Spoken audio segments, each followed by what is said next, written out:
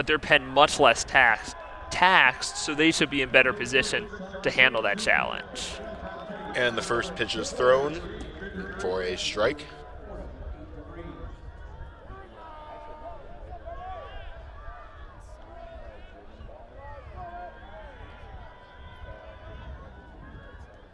It winds up. And it's inside for ball one. Again, you take a look there, Lipsy, the batting average at 252, which is the lowest in kind of this top heavy of the lineup, does still come in with 13 extra base hits. And an on-base percentage up at 368, tied for 5th in the team with 21 walks. But he is still more than capable of getting on base, which of course, as the leadoff guy, that's his job, to then set up those more powerful bats down later in the lineup. For the fourth pitch of the game, it's high for ball three. Walking the first batter with this pretty powerful hitting lineup that Ohio State has would not be great for Voigt, but he does have time to keep this game under control, so nothing to be concerned about yet. Lipsy takes a piece of it, fouls it off. We've got a full count. And of course, for a guy we talked about, Voigt doesn't walk a lot of guys. Of course, falling behind 3-1 to the leadoff batter, as you mentioned, a bit surprising. Obviously, full count here. It's tough to say it's an important at-bat, literally the first at-bat of the game, but it really is to set the tone. And Lipsy is sent to first base on a walk, bringing Henry Kazmar, who's got the highest batting average for the Buckeyes, to the plate. Yeah, and again, that's a big walk there for Lipsy, who once again, that is his 22nd walk this season, getting that on-base percentage up. Does also have 8 stolen bases, which is 3rd on the team out of 12 attempts. We'll see if they put the wheels in motion.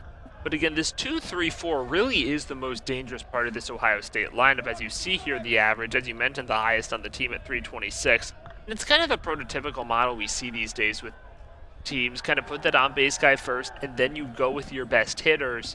And so this is going to be a big challenge for Voigt.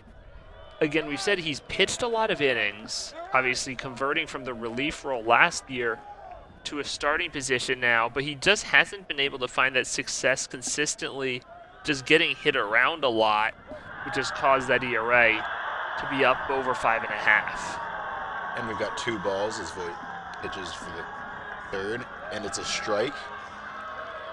The thing he wants to do here, you know, after Ohio State's coming in with this momentum that they had in this 16-1 win yesterday, Voigt really wants to try and go for the strikeout here, try and limit how many base runners are going to be in play when Matthew Gravelin steps up to the plate next, and really try and, and it's shot to left field, where Stanton is there to snag it. So we've got Matthew Gravelin coming to the plate with 1 out.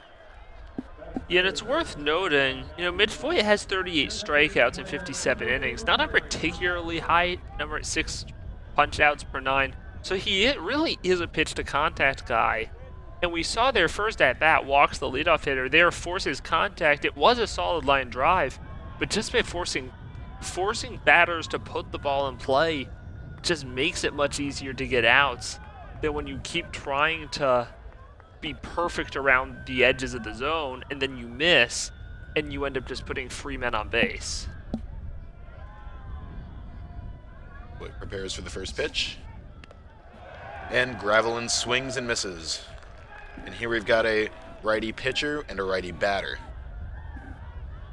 You know, we know Mitch Voigt can bring the velocity up around, gets that fastball up around 90 miles per hour, so we're going to see him work it at the top of the zone a lot. And we have strike 2. Yeah, it looks like he went a little more off speed there. And so that puts Gravelin in a tough position. You take a strike, you take a breaking ball. Now, you really don't know what to look for. You have to be able to defend here, down in an 0-2 count. Second time Voigt's checked it first, because Ohio State does have an aggressive base running style. A lot of stolen bases. Big Ten, up in Big Ten standings in relation to bases stolen successfully. And the pitch is outside for ball one. You know, we'll see what type of strike zone we get from Greg Harmon. Looked like it was a bit of a tighter zone yesterday from Joshua Sheepus. Again, not much of an indication we've seen here in this first half inning.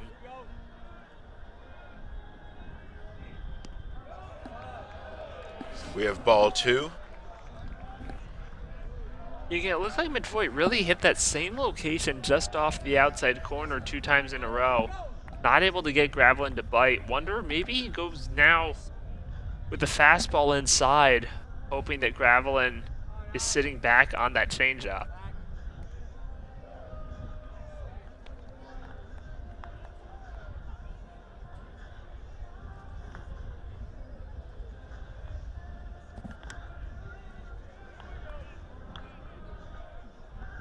And bring it to 2 outs in the top of the first.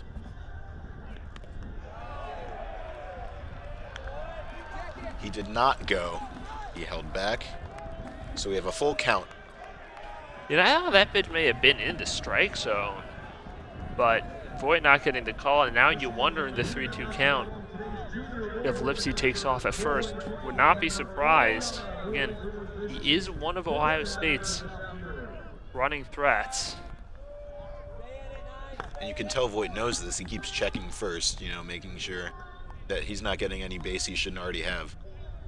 Yeah, of course, the college game not limited on the pickoff throws. And Voigt has taken advantage. Not a particularly big lead from Lipsy over at first. And that's the second walk of this game. We're sending Matthew Gravelin to first base. And still have Lipsy on second, bringing up Tyler Petterini to the plate. Yeah, and these aren't bad misses. Just going a little high there. He's been pitching right around the zone. Not some of the wildness we saw from the Wolverines bullpen yesterday, but still now all of a sudden for a guy who doesn't walk many batters, 2 walks issued here, and now he's going to have to challenge with runners in scoring position against the heart of this Buckeyes order. And it's hit to deep into left field, but it goes foul.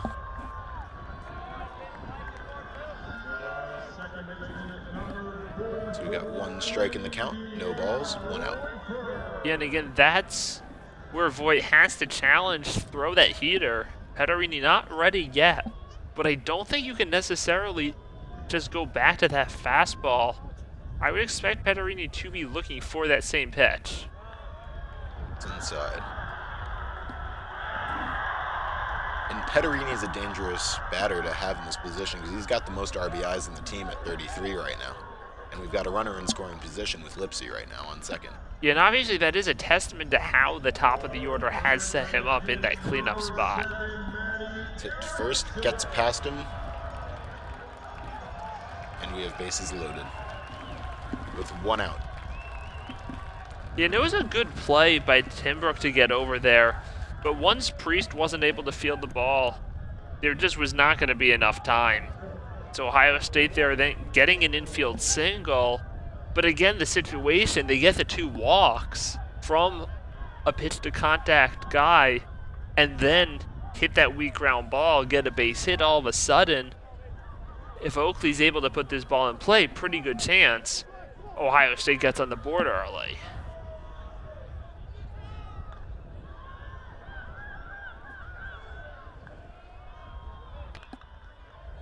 And it's hit up to Timbrook. Gets it to Dernetti. And he's out at second. But that does, however, bring a run in for the Buckeyes. But there are 2 outs, so Voigt can try and limit the damage done by the Buckeyes. Yeah, but again, that's exactly what Oakley needs to do there. You see that ground ball just not hit sharply enough. And so Timber gets it over to get that lead runner there, but they're just not going to have time. So again, Ohio State I think it really is those 2 walks that set them up to take the lead because you don't have much going on after that, just a pair of weak ground balls. But that's the situation when you put those 2 runners on. Obviously, as you said, if we can get out of this with only 1 run, Michigan can live with that. But I think this is where, you know, they say it's not the walks, it's what happens after the walks but it becomes such a particular game because what happened after those walks was 2 weak ground balls, yet because of the 2 free passes, you have a run on the board. And we've got 2 balls. Boy, definitely not looking to walk another batter.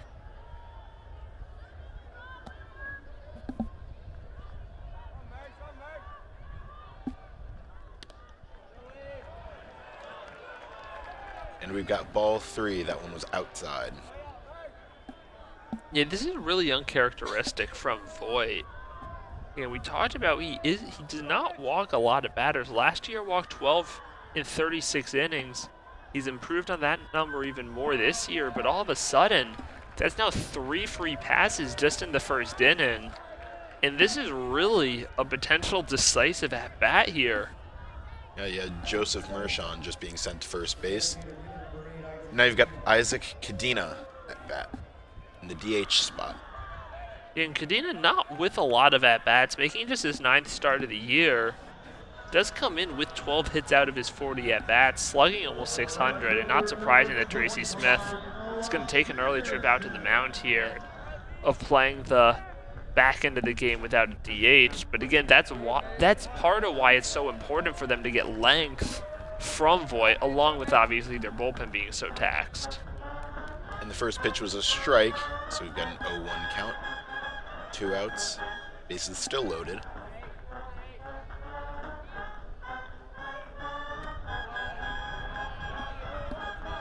Outside and recovered by Rogers.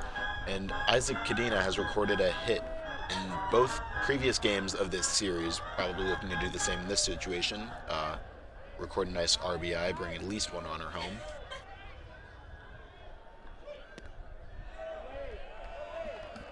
And we have ball 2. Yeah, but he's got to be patient here. Obviously, you want to be the hero, especially so early in the game, really help drive it open. But Mitch Voigt has nowhere to put him. Cadena's got to make him throw a strike, otherwise take the free pass, take that run, and keep the line moving. Cadena swings and misses, bringing us to a 2-2 count. Yeah, and I think in that hitter's count, he was looking for that fastball, which that's what you do in those advantageous counts. You pick a pitch, you sit on it, didn't get it. Now has to be ready to protect with 2 strikes. Voigt winds up, and Cadena misses, and Voigt gets out of the inning, limiting the damage to a 1-0 lead by the Buckeyes. With the Wolverines coming up in the next half of the inning, we'll be right back. Don't go anywhere.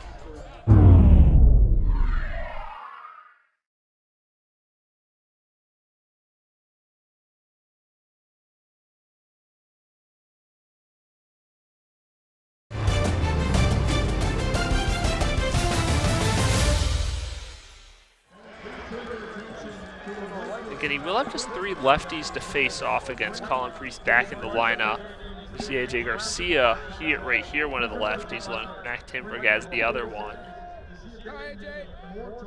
But winds up for his first pitch. And we have a strike.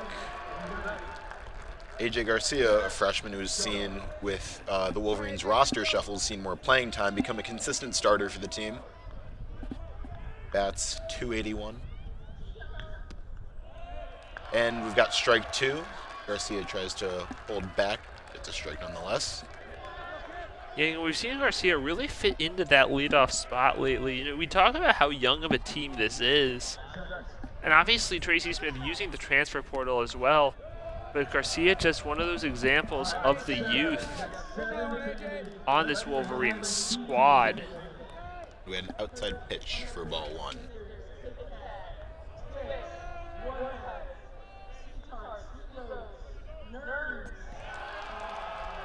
Garcia's running, but he's going to be out at first. This does bring our pitcher for the Wolverines, Mitch Voigt, up to the plate. Consistently a powerhouse on the offensive end, but coming off of a slump where he went 0 for 9, he broke that when he got 1 hit yesterday. An RBI single that brought the Wolverines 1 run in. Yeah, the only run that Michigan scored back in the first inning of yesterday's contest. You saw Garcia go fishing in the dirt there. And with the new feature at Ray Fisher Stadium where you can see the speed of the pitches, we just saw that was a 93-mile-an-hour pitch for ball 1. Voigt swings and misses. Strike one. Yeah, it goes off speed there, and Devote throwing hard.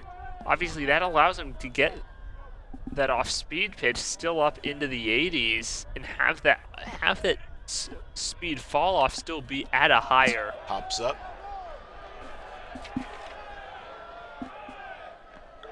Gravelin snags it. And Voigt is retired. Bringing Hrustic up to the plate.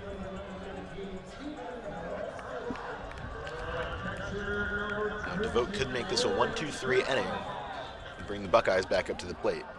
That is definitely what he's looking to do. Yeah, especially figuring he doesn't plan to go that deep. Getting 2 outs and just 7 pitches obviously big for him to try to work just a bit deeper into this ball game. That really wants to minimize base runners, obviously to keep the Wolverines off the board, but also just maximize his length. And we've got strike one after a ball previously. You saw there Steven Hrustic is the Wolverines' leading home run hitter, as you saw coming in with the 9 homers this year, slugging at .572. It winds up. And we've got another ball for a 2-1 count. There's still 2 outs. Hrustic definitely looking to turn the tide for the Wolverines, being the leader in home runs. Definitely wants to spark some energy into the squad. As Devote winds up. And Hrustic gets a piece of it deep into right field. Back towards the wall, but Oakley is there to snag it, ending this inning. We are still 1-0 Ohio State, finishing out the first inning. We'll be right back at the top of the second with more Big Ten baseball.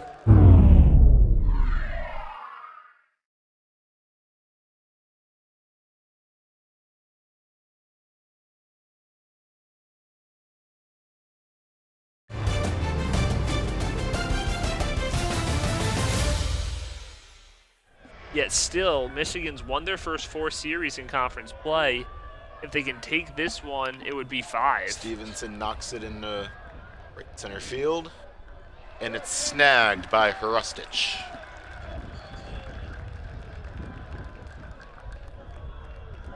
Yeah, that's big for Voigt after the walk issues in the first inning. Gave up the 3 walks. Just 1 infield single along with that, but that did lead to a run being scored.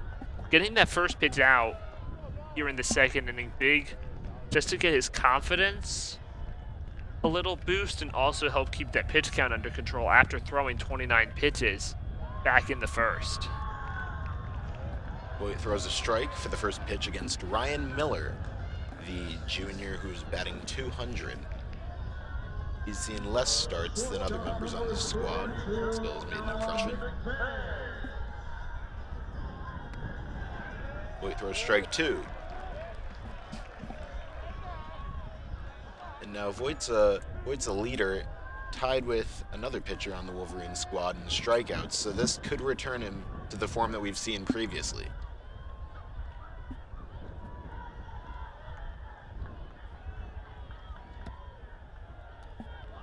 And it's high for ball 1. Yeah, Miller, a transfer from Tennessee, went to the College World Series last year with him. Just didn't get a bunch of playing time, only getting 12 games. And Voigt retires Miller for 2 outs. An inning that the Wolverines, if they get out of this with no more damage, will be much more satisfied with than the first. And we've got Lipsy back up at the plate. Voigt walked in the top of the first.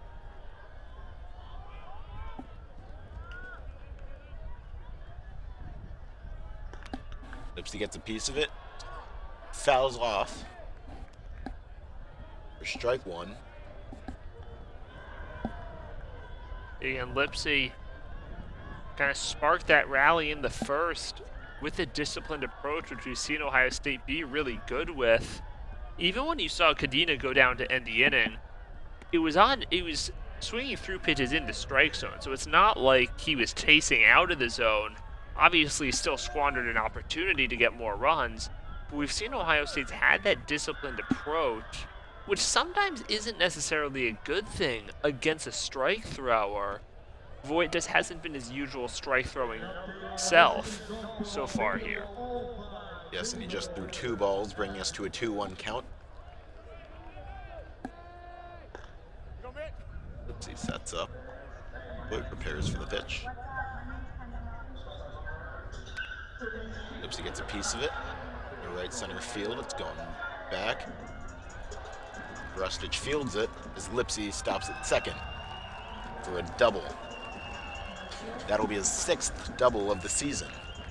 You see him celebrating on second as Kazmar, the leader in batting average for the Buckeyes squad, comes up to the plate. And you see Voigt challenge him there, which really, if you're Michigan, is what you want to see, but obviously Lipsy makes him pay, driving that ball all the way out to the gap, and now gives Ohio State another runner in scoring position opportunity as they look to add on to this 1-0 lead and help, especially in what looks to be a bullpen game, make it a little more comfortable for the collection of relievers who are likely to see the field later today. The first pitch was high for ball 1.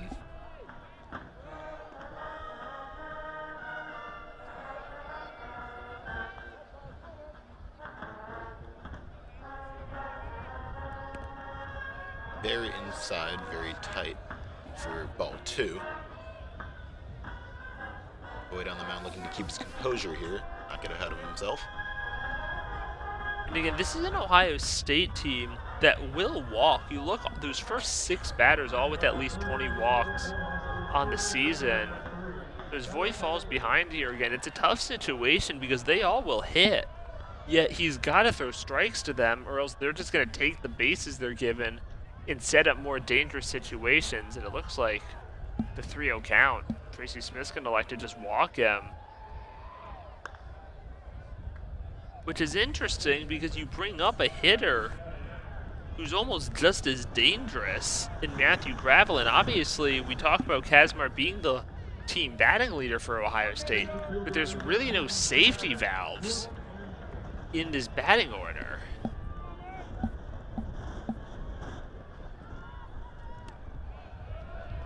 Voigt throws strike 1. Yeah, you're in the meat of the Buckeye batting order right now. There's not really any reprieve that Voigt could immediately see until he gets closer to the bottom of that order, but the bottom of the order yesterday got the job done for the Buckeyes.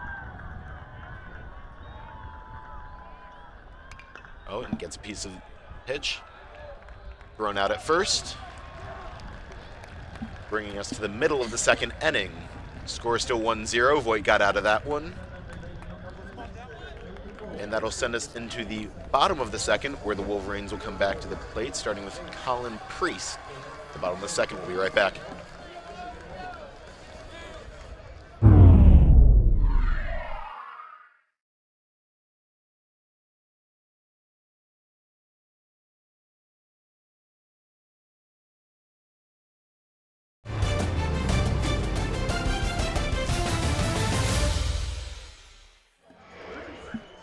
This was bringing Colin Priest to the plate, who's got a pretty good batting average of .262. Got 21 hits and 17 runs to his name. So as he was in one of the games against Maryland just a couple weeks ago, he could be looking to spark something for the Michigan squad, as he did against Maryland when he was the first home run in a big series of runs for Michigan.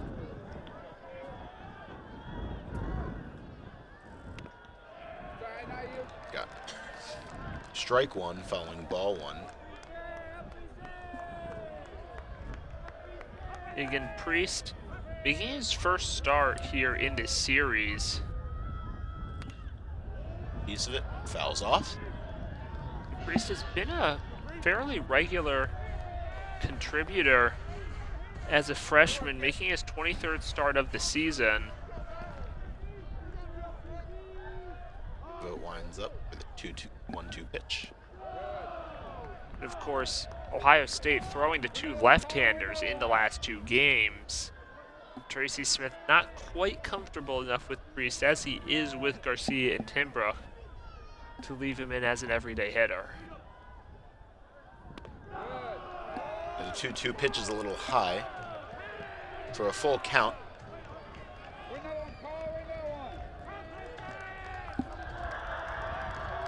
And just 11 pitches thrown for DeVoe in the first inning.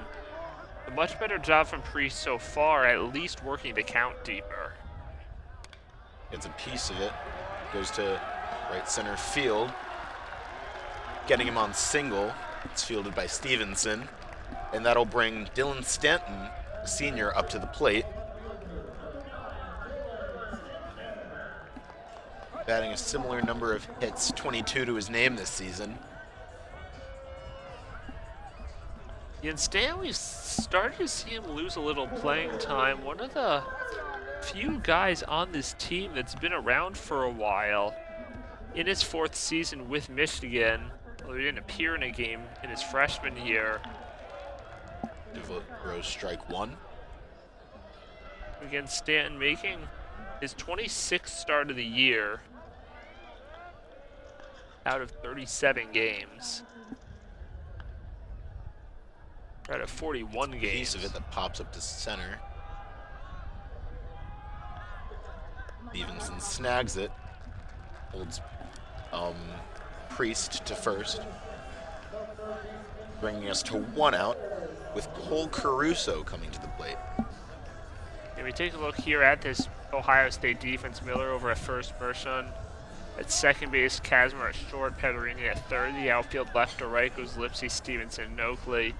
Graveling behind the plate with DeVoe on the mound.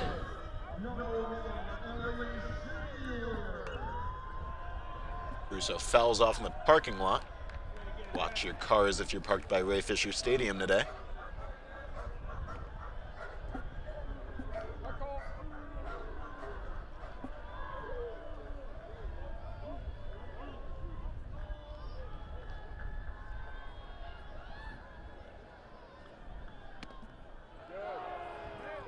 Inside pitch for ball 1. Got a 1-1 count, 1 out. And Caruso is second in the team for RBIs, sitting at 30. He's just short of Voigt's 34. Known to make big plays. Fouls off yet again, back in the parking lot. Not a great day to be a car at Ray Fisher Stadium. It really never is a good day. And I think that ball might have hit a car. Yes, you could hear the crowd at Ray Fisher just give it a little O when it flew over and it seemed to land. Caruso gets a piece of it. Past Mershon at second, and Priest is moving to third. We got a runner in scoring position for the Wolverines. Yeah, that's good base running there by Priest. Not a hard hit ball by Caruso, but a chopper that just found the hole over on the other side with the Ohio State defense playing him the pull. Good base running by Priest to get to third, and all of a sudden, Will Rogers has a chance to do what Ohio State did in the first. Runner on third, less than 2 outs, just put a ball in play and try to drive in that first run.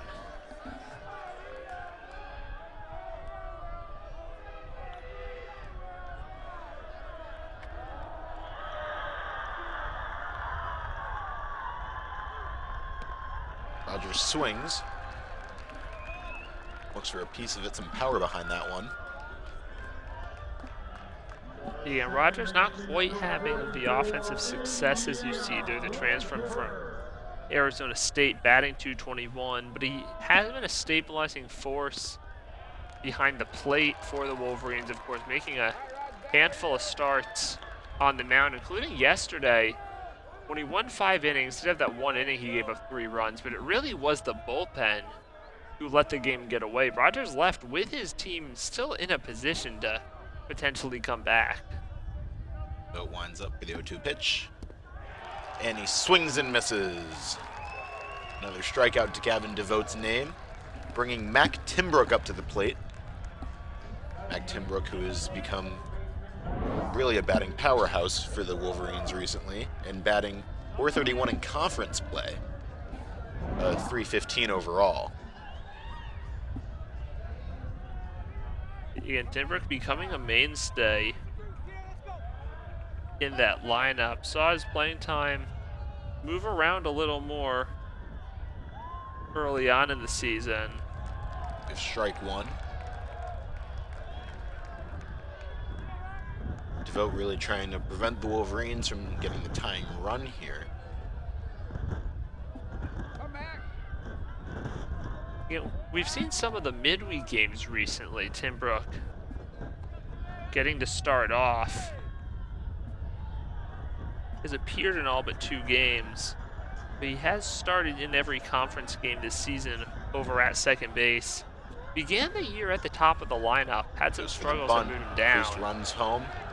He gets the run.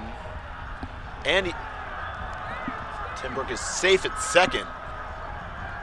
Or at first, excuse me. Yeah, there's either he'd throw, pulled Ryan Miller off the bag. The big break for the Wolverines. Obviously 2 outs, needed to bunt for a hit to get that run in.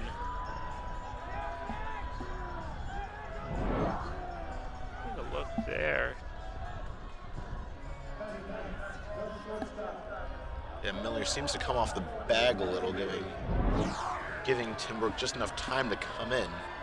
Yeah, they're not. Ohio State's not going to challenge, so Michigan gets a break there, ties the game. They are going to give Timbrook an RBI single.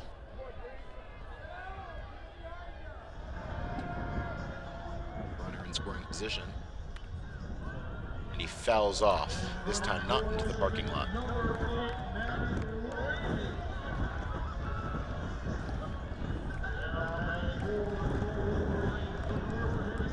And Dernetti, a grad transfer from Oregon State. Grew up in Tualatin, Oregon. Stayed local for undergrad, came over and for his grad season, he started every game. Had respectable results, coming in with a 266 batting average. The on base up at nearly 400, not a big power hitter, but he can get on base and really set up that top of the order. Obviously, with runner in scoring position and 2 outs, he'd rather get the job done himself here. But he's got AJ Garcia standing in the on-deck circle if needed. And the last pitch was outside for ball 2. High for ball 3.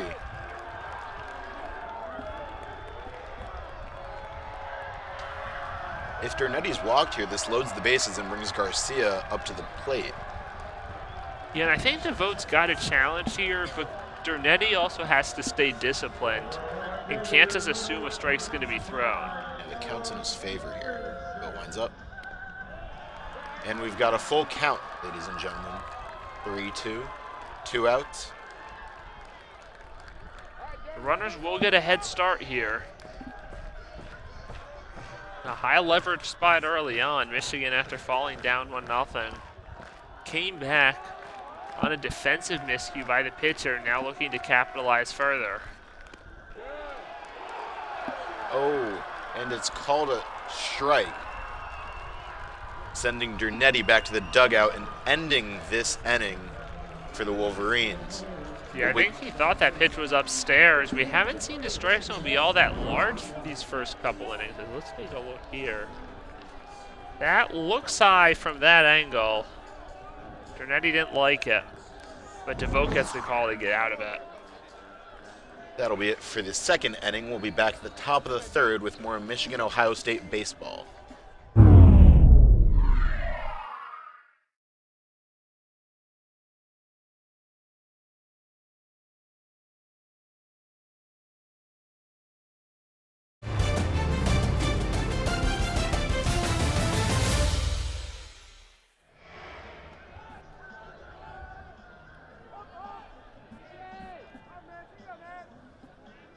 Winds up. Pederini gets a piece of it to right field, and it's snagged by Hrustich. Yeah, and Hrustich got a good jump out there. That ball was hit hard off the bat, but Hrustich positioned well, and ultimately just had to take a few steps back over toward the corner to make that play. And so for the second straight inning, Mitch Voigt retires the leadoff man on just 1 pitch.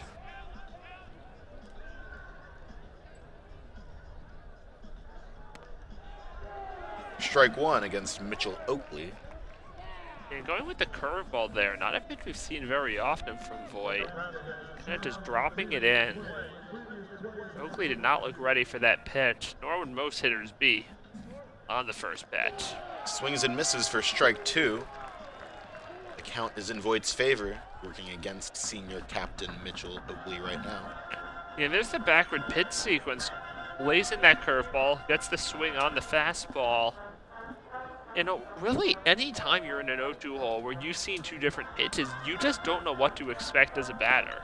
Gets a piece of it, sends it in left field. Covered by Stanton, and he goes for double. Now a runner in scoring position as Joseph Mershon comes up to the plate, also a senior. Yeah, there's really the downside. When you're such a strike thrower like Mitch Voigt, you get ahead in the count using a good pitch mix, and you just want to put him away immediately instead of taking advantage of the count you have in your favor and going for the chase. And even though Oakley was a little behind that, still got it down the left field line, kept it fair for a double to get a runner in scoring position for the third straight inning. The first pitch to Mershon was a strike. Voigt winds up for the 0-1 pitch. And Mershon gets a piece of it, launches it back in the net for strike 2. He didn't look ready for that backdoor breaking ball, way behind it. Just barely clipped it. Now we'll see again. I think if you're Voigt, you got to go out of the zone here. And obviously you want to throw strikes, but smart strikes. And he hits Mershon, sending him to first base. Got a runner on first and second now.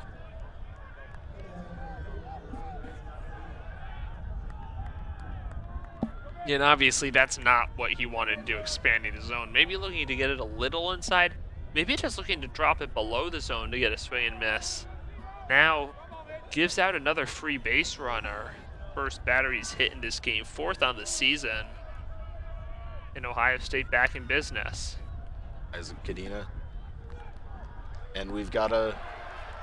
Oh, Cadena is called safe at first. But we have Mershon sent home at second. Yeah, just not hit hard enough, and kind of an awkward angle for Colin Priest, dropping back and then having to open up to throw across to second. And Michigan could not complete the 3-6-1 double play. And Voigt able to get over there, the return throw just not in time. Michigan gets the second out, but Josh Stevenson gets a chance here to give his team the lead.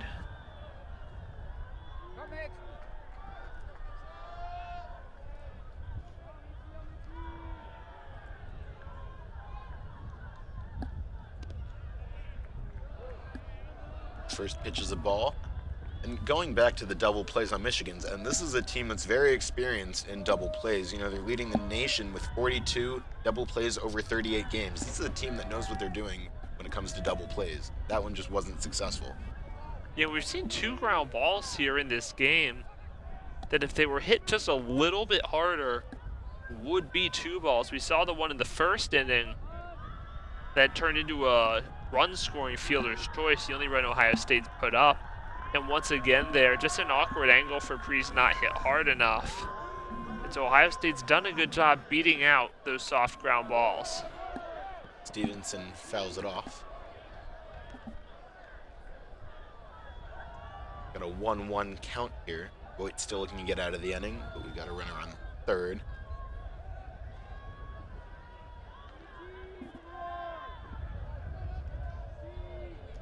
Winds up with a 1-1 pitch.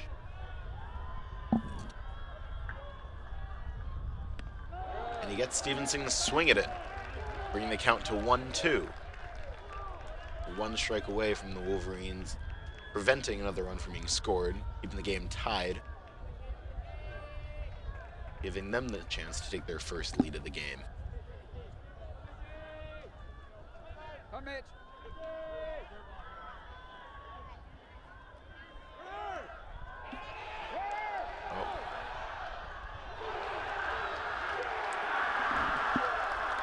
tags out Mitchell Oakley at home, just getting out of the inning and preventing another run.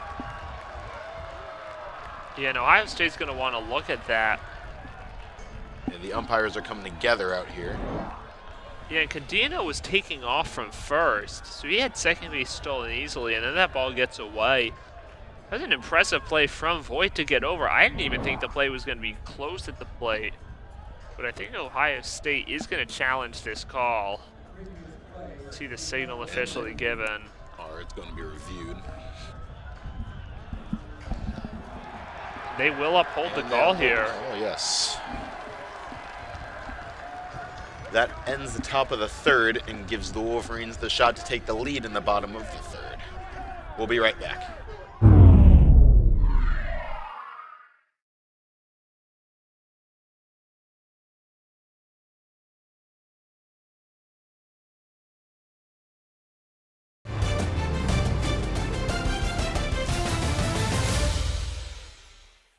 We've got freshman AJ Garcia back up at the plate for a second at the bat.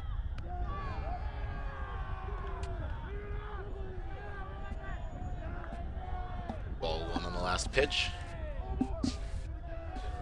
Devote's pitch count starting to move up there, you know, it's at 35. Throws strike one for a 1-1 count.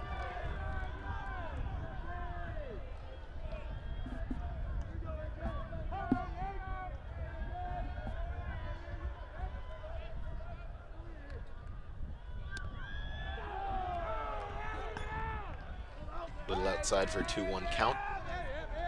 Yeah, and Garcia, the freshman, coming from Chicago, Illinois, led DePaul College Prep to a second place finish in the conference last year. Garcia swings and misses, bringing us to a 2-2 count with Voigt on deck. And Garcia last year, 333 average with 11 doubles, 35 stolen bases. And we have seen that success carry over to his first season at the collegiate level. Gets a piece of it, but fouls it off. Also into the parking lot.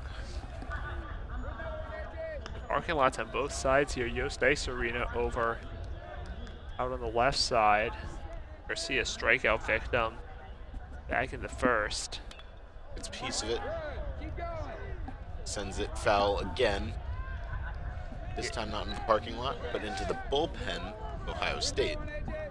Yeah, Garcia got the barrel there, just not quite able to stay back enough. Fouled one off the other way, then pulls one.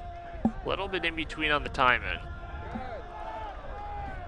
Outside to bring us to a full count, 3-2, no outs. Here in the bottom of the third. And Michigan's leading hitter Mitch Voigt on deck makes this a pivotal pitch here to lead off the bottom of the third. Again, fouls off. Garcia working up Devote's pitch count.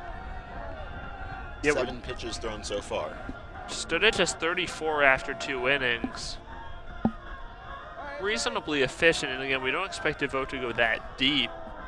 Looks like there is a little action out in the Ohio State bullpen. Garcia swings and misses. Being retired to the dugout as Voigt comes up to the plate, looking to make something happen on the offensive end of the ball game.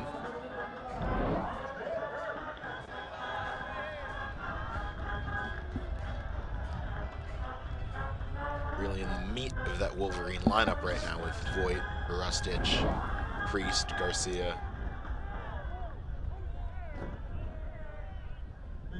Again, it really is the top, like the Ohio State lineup, we look at the top 6 that's really dangerous. More of the top 4 with Michigan. Their lineup's been middle of the pack this season. You take a look coming into the weekend, the batting average sitting at 213th at 263. They're averaging 6.7 runs per game, which is 166.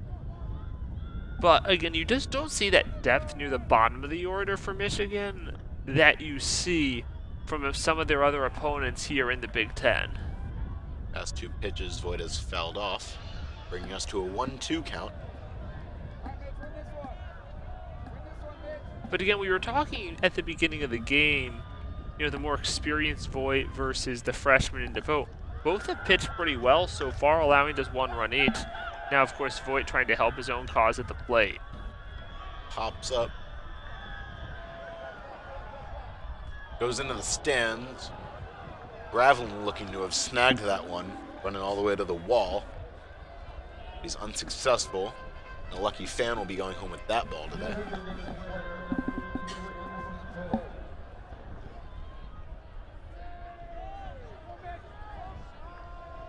Still at a 1-2 count. Hot mix, we know one. Voigt gets a piece of it, launches it in the center field. And it's recovered by Lipsy, sending Voigt back to the dugout as well, bringing us to 2 outs. Nobody on base. With Hrustic at the dish. Yeah, we saw first inning. DeVote went to the top of the order, 1, 2, 3. Obviously, faced some traffic, 3 hits for the Wolverines in the second, and now that set up the top of the order here to start the third, and DeVote looking to get him down in order again. DeVote throws for strike 1. Hrustic having gone 0 for 1 today, flying out in the first. Swings and misses for strike 2. Yeah, I think a changeup there. Rustage just out in front of. We see coming in at 84 miles per hour. Vogt about to wind up, try and get out of this inning. And Hrustic swings and misses, ending the third inning for the Wolverines. Game still tied at 1-1. Don't go anywhere. We'll be right back.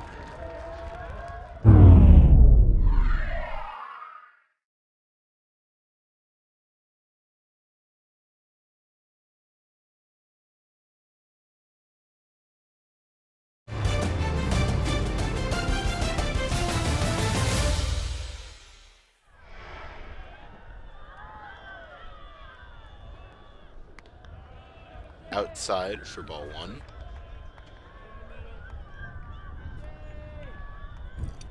That was Voigt's 57th pitch of the day. A little higher than DeVote pitch count at the moment. Winds up.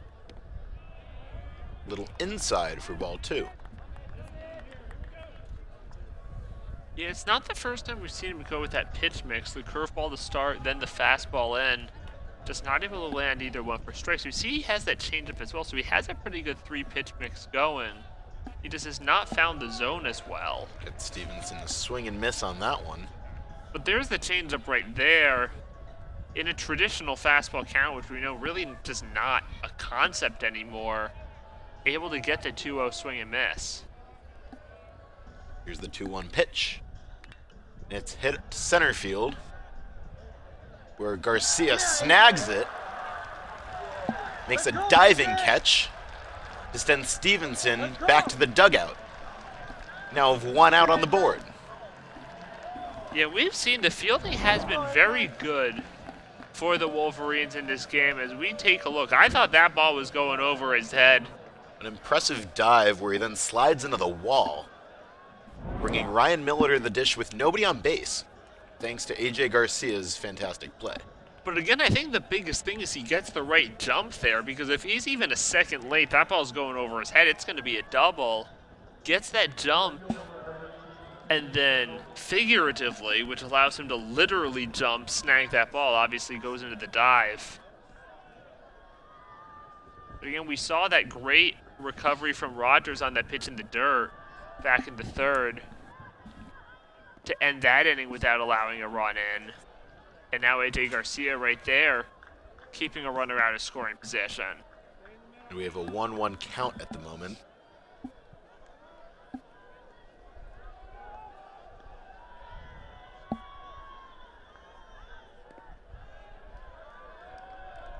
That one's outside for a 2-1 count. Outside and low. Ryan Miller is 0 for 1, striking out in the second.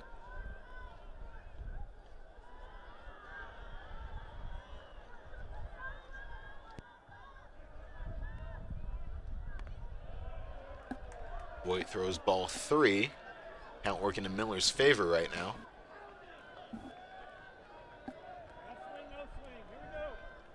Yeah, Miller struck out last time. But if you're Voigt, obviously the 4 walks, the last thing you want to do is walk the 9-hitter and set up the top of the order. And that's what he does, sending Miller to first, bringing Lipsy back up to the plate. So we're getting back in the meat of that Buckeye lineup right now. And Lipsy, all productive day already, walked to open the game, scored Ohio State's only run so far, got a double in the second, wasn't able to come across. But again, a dangerous top of the order here. Just not what you want to do. As a strike thrower now, 5 walks in the day, but walking the 9-hitter, just generally one of the cardinal sins of pitching, just makes your life a lot harder. But again, good discipline from Ryan Miller down in the bottom of the order. Only 5 walks on the season and limited playing time. But stays disciplined there, doesn't chase, and gets on base. Gets it to Voigt, gets it to Nettie. And Lipsy's safe at first, but Miller will be sent home. Yeah, once again, we see Voigt induce a ground ball, but just a ground ball that's too weak to turn the double play. Now, Michigan's still done a good job getting those lead runners at second base, as we see there. It's a difficult angle for Voigt because he's coming in, and it is one often we see pitchers throw the ball away there. Then you end up in a first and third or second and third situation. So good throw by Voigt there, not rushing to try to get the double play, making sure that throw is accurate to get the 1 out.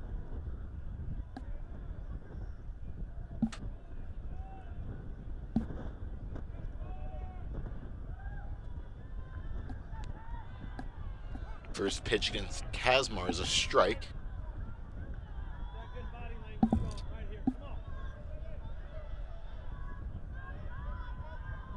You see there, Kazmar, one of the 5 Buckeye hitters to draw a walk in this game. Piece of it that pops up. Looks like it's going foul into the stands, and it does. And again, Ohio State already 3rd time through the order. All 5 walks have been issued to different hitters. And generally, when you're facing a pitcher who throws a lot of strikes, you want to be aggressive early in the count and not fall behind. But Ohio State's done a good job against Voigt on a day where he's been outside of the zone more to take advantage of that and get on base. They just haven't taken advantage enough to push runs across the board. Rogers fumbles the ball. Lipsy makes a move to second successfully. That's a good base running read right there by Lipsy. The key in those situations is, as a runner, you really don't have time to think. That ball bounces, you need to make an immediate decision.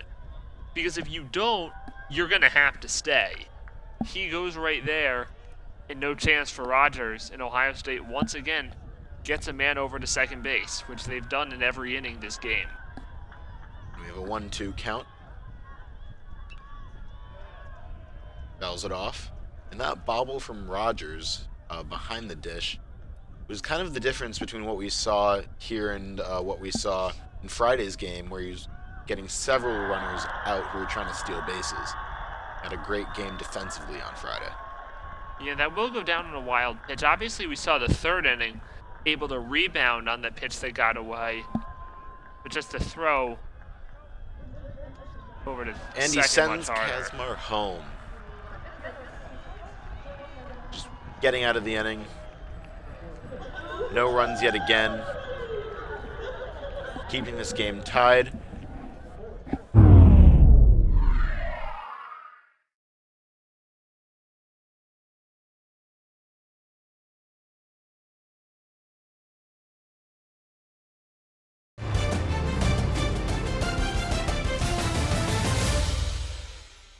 Around a 60% clip. You look at Voigt here, just half of his pitches thrown for strikes, only 36 to 72. The issue for Ohio State is they only have 3 hits. And so through these first 4 innings, they've left 6 runners on base, and that has been costly. Because Ohio State Bill Mosiello really has to feel like his team should be out in the lead right now, and instead they're stuck in a 1-1 game. And the first 2 pitches thrown were high. The third looks to be 2, bringing us to a 3-0 count, definitely in Priest's favor. Can pick and choose what he wants right now.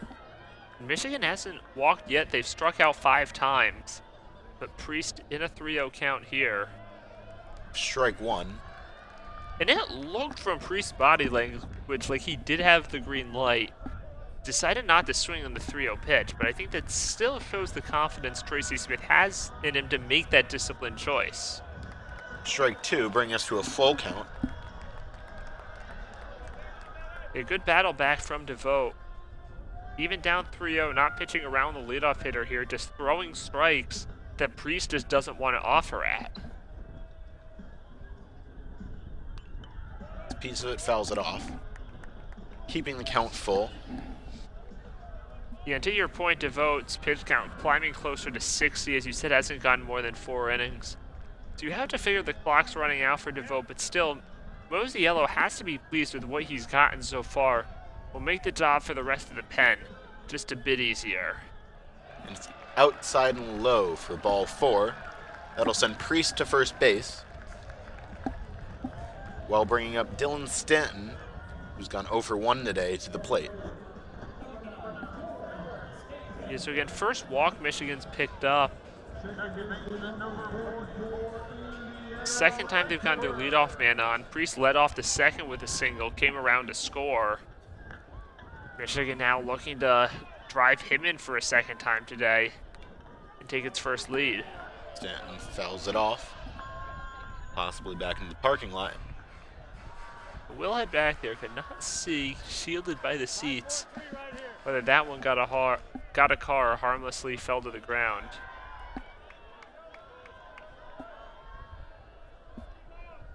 DeVoe winds up. Little outside for ball 1. Got a 1-1 count. DeVoe now hitting 60 pitches.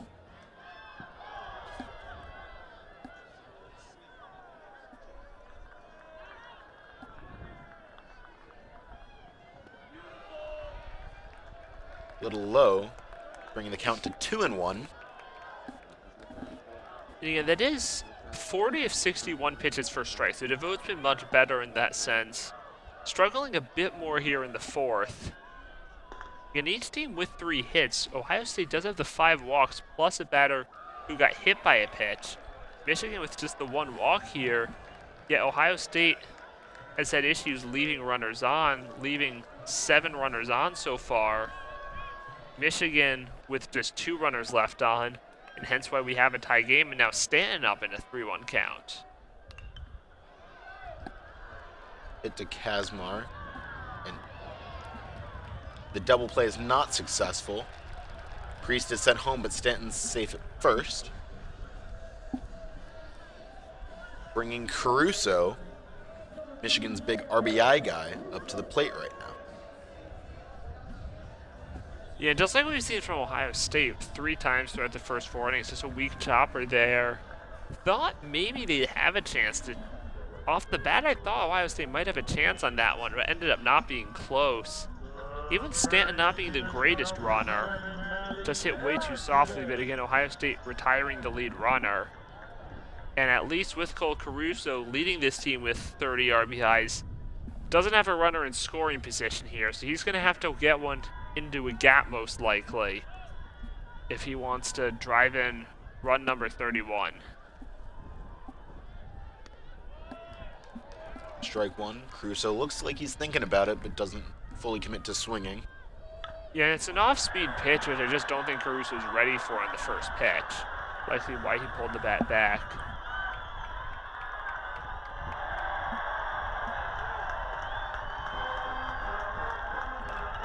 Gets a piece of it.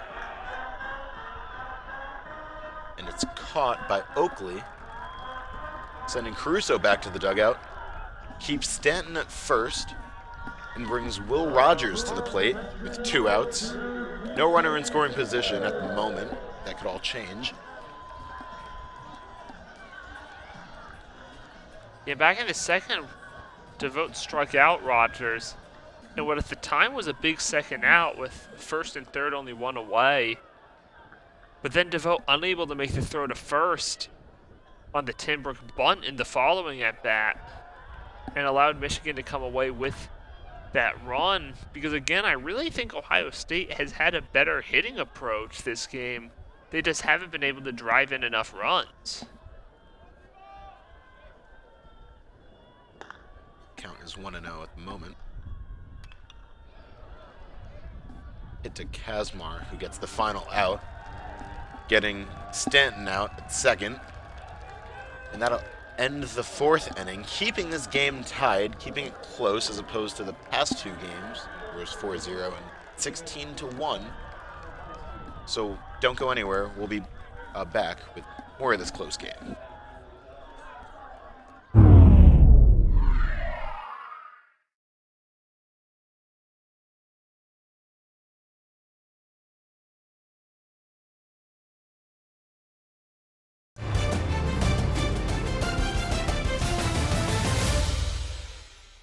In a Maryland game that I believe you were on as well, saw the softball team host a Bark in the Park last weekend. Gravelin looks to bunt that one, but it fouls off. And speaking of softball, we have the softball team across the way at Carroll Hutchins Stadium right now, facing off against Nebraska. Yeah, Michigan winners in the first two games over there, looking to complete the sweep here. Gravelin looks to bunt again. Caruso fields it, sends it over to Priest for the out. Well, Gravelin, the rare catcher who's able to run well, leads this team with, or second on this team rather, with 10 stolen bases. So he has the speed to beat that out. That bunt was just too strong to third. He's got to hit it weaker and force, whether it's Caruso or Voigt who comes in, to take longer to field it. That one hard at Caruso at third. And a routine 5-3 put out to get the leadoff man. Pederini swung and fouled that one. Brings us to a 0-1 count.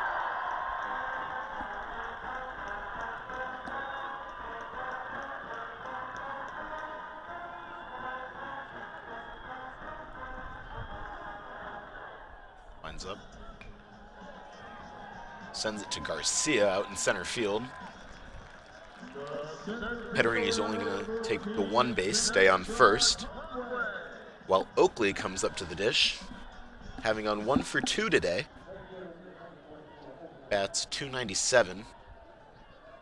And Oakley did drive in that first run with a fielder's choice in the first, and then doubled back in the third. So he's had a productive day, obviously looking to add on to it. You saw he's had a productive series, getting 2 hits, a walk, 2 hit by pitches, reached base 5 times in yesterday's game, scored on 3 of them. Nothing doing in Friday's game, but it felt like everyone had joined the party for Ohio State in yesterday's contest. First pitch was a strike. Voigt not throwing as many of these balls that we originally saw at the beginning of the game. Which is good for the pitcher.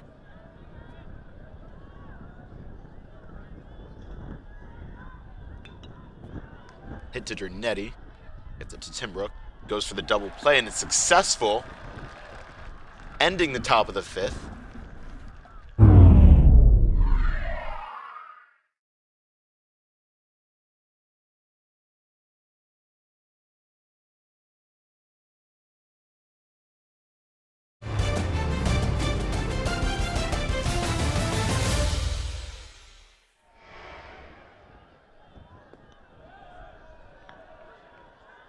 Again, Timbrook got that RBI bunt single to tie the game in the second, but still felt like a play that DeVote should have had, throwing it up, pulling Ryan Miller off the bag at first. Only run Michigan's gotten so far. And Timbrook's hit is ruled foul as he made a move to first, sent back to the dish. The count is 1-1. There's a ball previously not mentioned. Yeah, looking for a double there. Tried to hook you down the line just a little bit out in front. Step back into the box. As Devote prepares to deliver the pitch.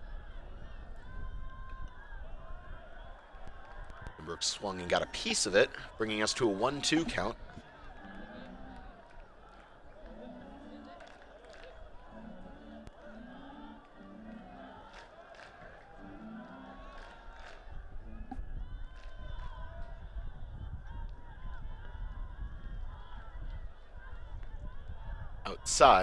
Outside and low for ball 2, so we're at a 2-2 count. We're going to be seeing the top of the Wolverine order regardless. We'll be seeing AJ Garcia after we see Kyle Dernetti. Winds up. It's high and inside. Bringing us to a full count. Devote at 72 pitches. Yeah, big payoff here because you figure with the way Tracy Smith likes to play, you probably see a bunt from Kyle Dernetti if Tim Brook is able to get on, which could then give the top of the order a runner in scoring position with 1 out. To Mershon, who gets it to Miller, sending Tim Brook back to the dugout, but brings Kyle Dernetti up to the plate. Dernetti's gone 0 for 1 today. Again, he had that called strikeout in the second inning on a pitch that looked high. Would have given Michigan a bases-loaded opportunity for the top of the order, and instead, all Michigan's had to show for since those 3 singles in the second is a lone walk from Colin Priest in the 4th.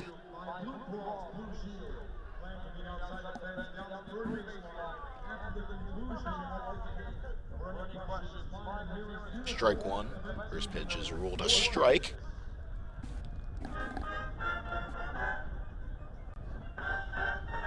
Dernetti didn't like that one, so we're going to be sitting at a 0-1 count. Very inside, nearly hits Dernetti. Turns to avoid it just in case.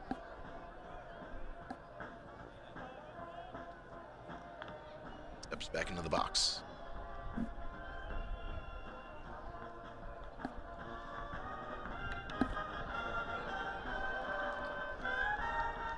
Sends it foul.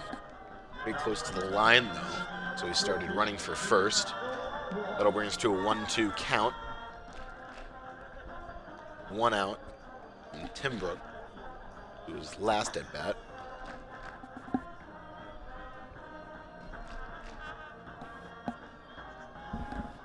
Devote is now at 76 pitches. Now at 4 1/3 innings, which is a new record for him.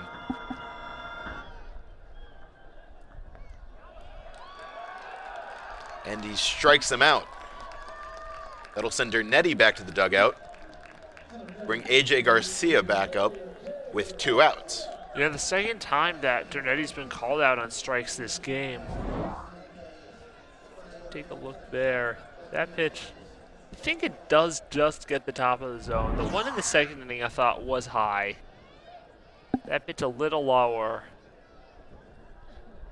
Regardless, expect him to be a little more aggressive out there his next time up. Guys don't like going down looking, and especially don't like it happening in back-to-back plate appearances.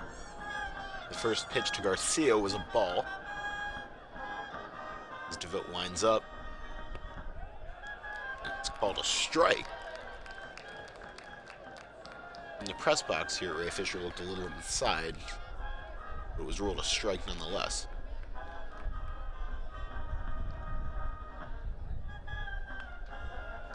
Garcia gets a piece of it and fouls off, bringing us to a 1-2 count. And again, all of a sudden, Devote's pitch count higher than Mitch Voigt's. Devote up to 80 pitches. Voigt through 78 through 5. Rather stunning turnaround after what we saw back in that first inning. Garcia gets a little piece of it and makes it to first.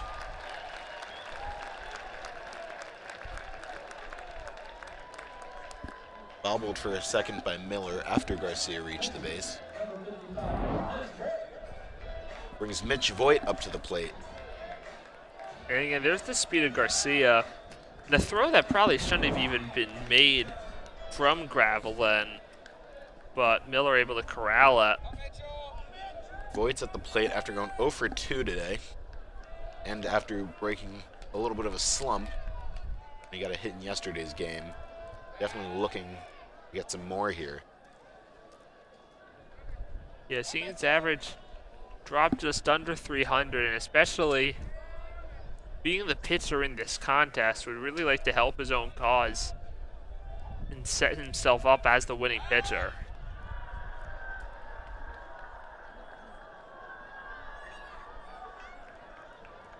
The vote keeps checking for Garcia, making sure he's not stealing. So no, there's no count right now.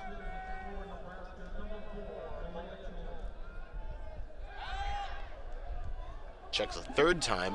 Garcia is still safe. But there's no limit on pickoffs, so he's allowed to do this as many times as he wants. The first pitch to Voigt is a strike.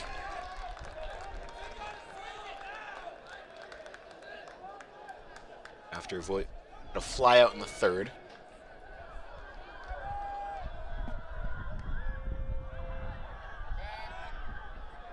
Checks Garcia again. Thinks Garcia is eager for this one. Yeah, we saw Mitch Voigt hit the decisive home run back a couple weeks ago in a 3-1 win over Milwaukee as a pinch hitter. Then, as you mentioned, in a bit of a rut, did get that RBI single yesterday, but looking to do more here. He fouls off, bringing it to an 0-2 count. Fouled that one back off, potentially towards the parking lot again. Went by our press box window.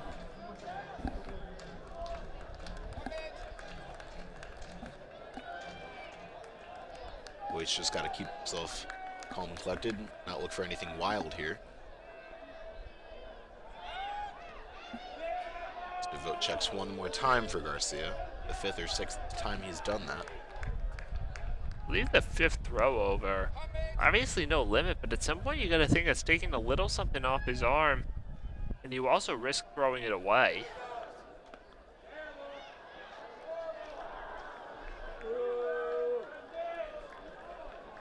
And we see they're going with the pitch out. DeVoe really worried about Garcia, and sometimes it's more of a mind game than anything else. You figure if DeVoe is focused on Garcia, then he's really not focused on Mitch Voigt at the plate. That's something that Voigt is able to take advantage of. And he finally gets Garcia. Garcia is called out, and that ends the inning. Voigt doesn't even have a chance to swing again. That'll close out the 5th inning for us here at Ray Fisher Stadium. After checking so many times, looking for that pickoff, he finally gets it.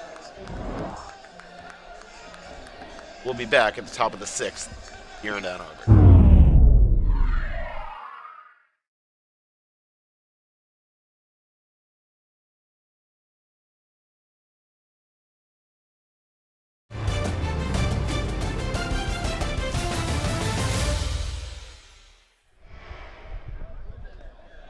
The first pitch is a strike.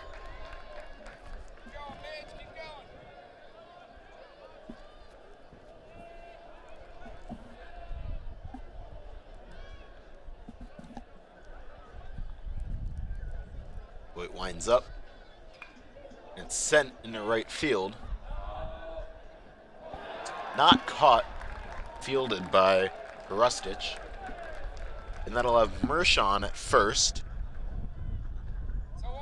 Not able to get any extra bases. Yeah, and I think that was just a bad angle by Rustic. I think he thought that ball was going to go deeper than it did, because he cut back a long ways and then ended up just a few steps behind the bounce. I think if he had cut in a little more, he had a play to catch that ball. So a break for the Buckeyes here, getting their leadoff man on what looked like a playable fly ball out in right field, not hit all that hard. See if the bottom third is able to take advantage. And the first pitch to Isaac Cadena is ruled a strike.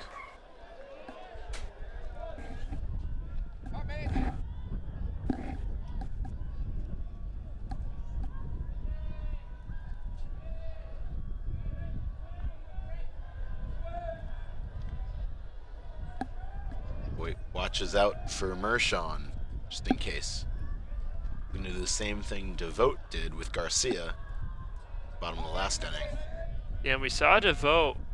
You sometimes wonder if a batter's eventually going to pitcher's eventually going to throw it away after 6 pitches, able to get the pickoff. Launch towards Garcia, who snags it and looks to get Mershon out, but is unable to. Yeah, good play there from Garcia. Got a good jump to come in and catch that ball. Mershon headed a bit of the ways down towards second, obviously not wanting to be out on the force play at second if it falls in. Able to get back to first in time. But after what looked like a poor route by Hrustic out and right, Garcia able to pick up the first out. We've got Josh Stevenson in the box right now. Garcia's made some good defensive plays today with the last jump he had where he caught it and slid into the wall. And just showed off his speed getting the ball in the last one before launching it to Priest.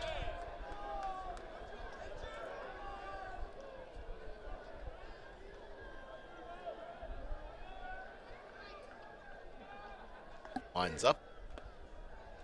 Tight inside. Ball 1.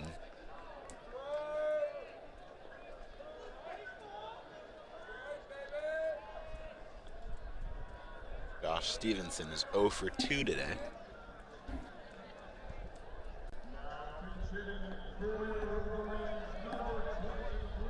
And now the count moves up to 2-0 after the last pitch was a little bit outside. Again, Voigt falling behind here, which as we've talked about, he's done a better job these last couple innings. Hasn't allowed a walk since 1 out in the 4th. Falling behind here. Sent over into right field where Hrustic will go field it. Mershon moves to third, and Stevenson sits at second. We've got 2 runners in scoring position here, ladies and gentlemen, as Ryan Miller is going to come up to the plate, and then we're going to be at the top of the order. This could be a tough spot for Voigt to be in yet again. We've seen him get out of some jams before, so you can't rule anything out. Yeah, we see here defensively, Dernetti playing about halfway at short, but Timbrook back on the edge of the dirt over at second base. Little surprised Michigan's not pinching in more. We do see the corners playing in, but Tracy Smith willing to concede that go-ahead run in the 6th here with 1 out. So now we see Rogers take a trip out, and I wonder if this is more of a discussion as far as infield strategy. Still 1 out on the board. No balls, no strikes. As we've got a new batter up there, Hunter Rosen. Yeah, and so Mosiello going to the bench, not wanting to face these same-sided left-handed matchups. We do see the Michigan defense playing right on the edge of the grass. So as I had kind of expected here, you're in a tie game, you really want to keep it that way. And we've got Mershon home now, as Stevenson makes the move too, bringing us to a 3-1 game, while Rawson is at first. And good hitting there in the pinch hitting role by Hunter Rawson. Now we're back at the top of the lineup for the Buckeyes too. We're back with Trey Lipsy. There's only 1 out, so we're going to see Kazmar one more time at least, barring there's no double play. Yeah, and again, these are the lefties you expect to stay in the game, even facing the southpaw and Jacob Denner. And no one up in the Wolverines bullpen, so you expect, obviously, not the result Michigan wanted, giving up the 2-run hit right away, but still expect some length out of Jacob Denner as long as he's able to keep things in check from here and give his offense a chance to come back. As this hasn't been the offensive series Michigan's been hoping for, just 6 runs so far. Obviously, still cruised to that 4-0 win on Friday because of 6 1/3 scoreless innings from Kurt Barr, but just only 1 run each of the last 2 games, at least up to this point. Sent into right field, Rustich is there waiting. Now runners on first and second. Rawson on second. Lipsy on first, and Henry Kazmar is coming up to the dish. The highest batting average on this team. Looking to load the bases or do more because we've got a runner in scoring position.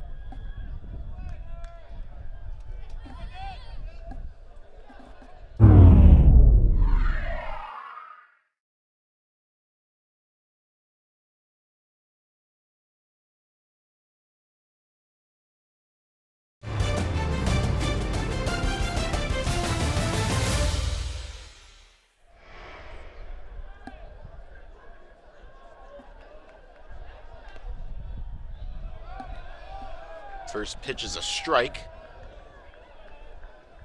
Yes, the line closes now for Mitch Voigt. Pitched well, but will end up being 5 1/3 innings on 6 hits, 3 earned runs, 5 walks. Again, a little uncharacteristic. 3 strikeouts. Kazmar pops it up. Caruso looks to snag it. Doesn't. Runs into the wall in the net for that one. Yeah, I think that ball may have hit the screen anyway before he even had a chance to catch it. Basically hoping it would stay in play, but we see that protective netting extending so far down the lines now for safety reasons. The count is 0-2, so it's working in Denner's favor right now. As Kazmar looks to put the ball in play where the Wolverines are not, and he sends it into left field. It's almost caught by Stanton, but not quite. It fouls out.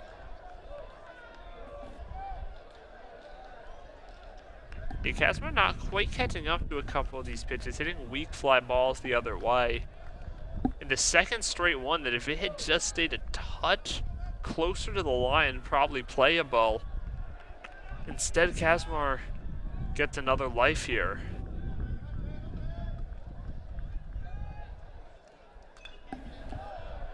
Fouls that one off over our heads.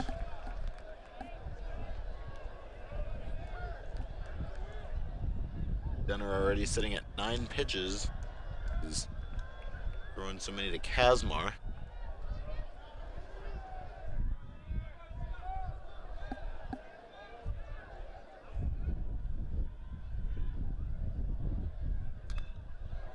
That one's sent into center field, where Garcia's waiting and snags it. But Rawson still moves to third. Still a runner in scoring position, this time at third instead of second. And we've still got Lipsy sitting on first. Yeah, good base running there. Obviously, with 2 outs, you don't expect that advance to mean as much, but always want to take those extra 90 feet. As you take a look here at Jacob Denner again. 15 appearances in this year. We've seen appearances as a starter. That ERA sitting at 4.20. As you mentioned, had the great start against Maryland a few weeks ago. Obviously, a couple days ago, it's the final 2 2/3 innings to close out the win on Friday. Not in a winning position right here. Mitch Voigt currently would be the pitcher of record on the losing side if this score holds. Denner inherited those 2 runners in scoring position with 1 out and promptly allowed them both to score.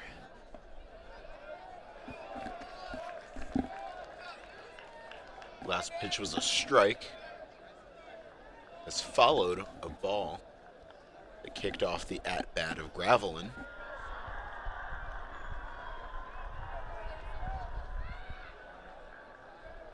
Denner winds up.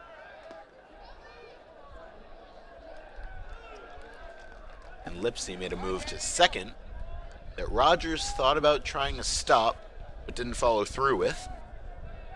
Yeah, they really had no one covering second base, and obviously with Rawson at third, that's just a strategic decision. Don't want to allow that runner to come in on a double steal. So Denner's going to take his chance with Gravelin. And he strikes him out, getting out of the inning with only 2 runs scored for the Buckeyes. Keeps the game pretty close for the Wolverines, who are going to look to come back and do the same in the bottom of the 6th. And this Denner, you can see some more composure for him on the mound than we were seeing in Voight. A couple more wild pitches, or just Ohio State batters getting more pieces of it. A couple more walks than normal for Voight.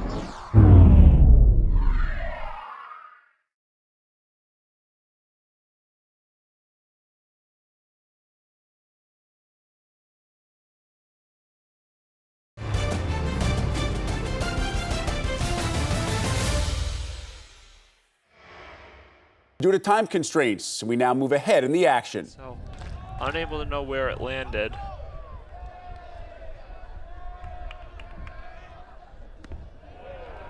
Got a strike, bringing us to a 2-2 count. Purcell going with the curveball there, backdooring it in.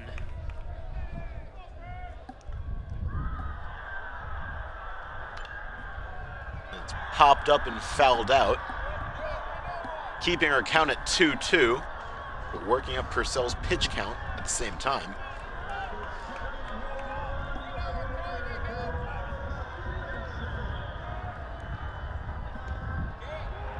And that's strike 3. Priest is sent back to the dugout, moving us up to 2 outs here at Ray Fisher Stadium as Dylan Stanton comes up to the plate. Rustich still sitting on first. Yeah, that's 8 strikeouts now. 4 Michigan hitters here in this game, including 3 looking.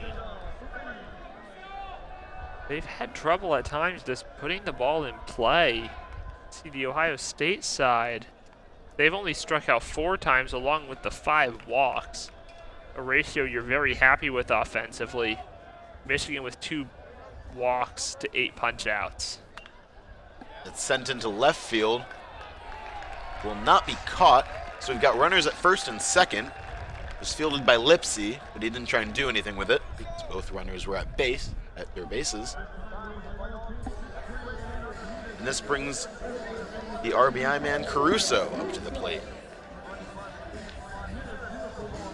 Yeah, and in an RBI opportunity here, Michigan would love to get at least one of these back. Caruso only with 2 home runs this year. So unlikely to drive one out of the yard, but could give his team the lead.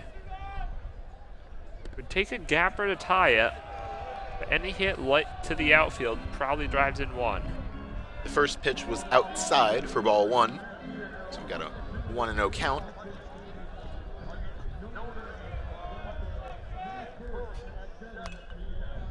It's popped up, fouled out in the stands, not the parking lot, so yet another lucky fan is going home with a ball today.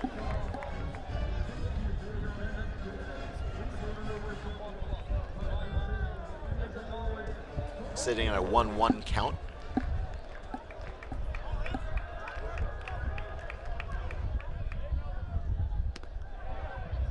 It's outside, bringing us to 2-1. Still 2 outs. Men on first and second. And Caruso, transfer from South Carolina upstate, started every game in the infield. For the Spartans last year, a .319 average, .424 on base percentage, including 15 doubles, 45 runs, a 22-game on-base streak to end the season. So very impressive performance there, and he's hasn't quite kept that pace, obviously moving into tougher competition in the Big Ten. But still performing at a serviceable level, and he has started every game but 1 this season. And Alfredo Velasquez is now pinch running for Stanton. So he's sitting at first.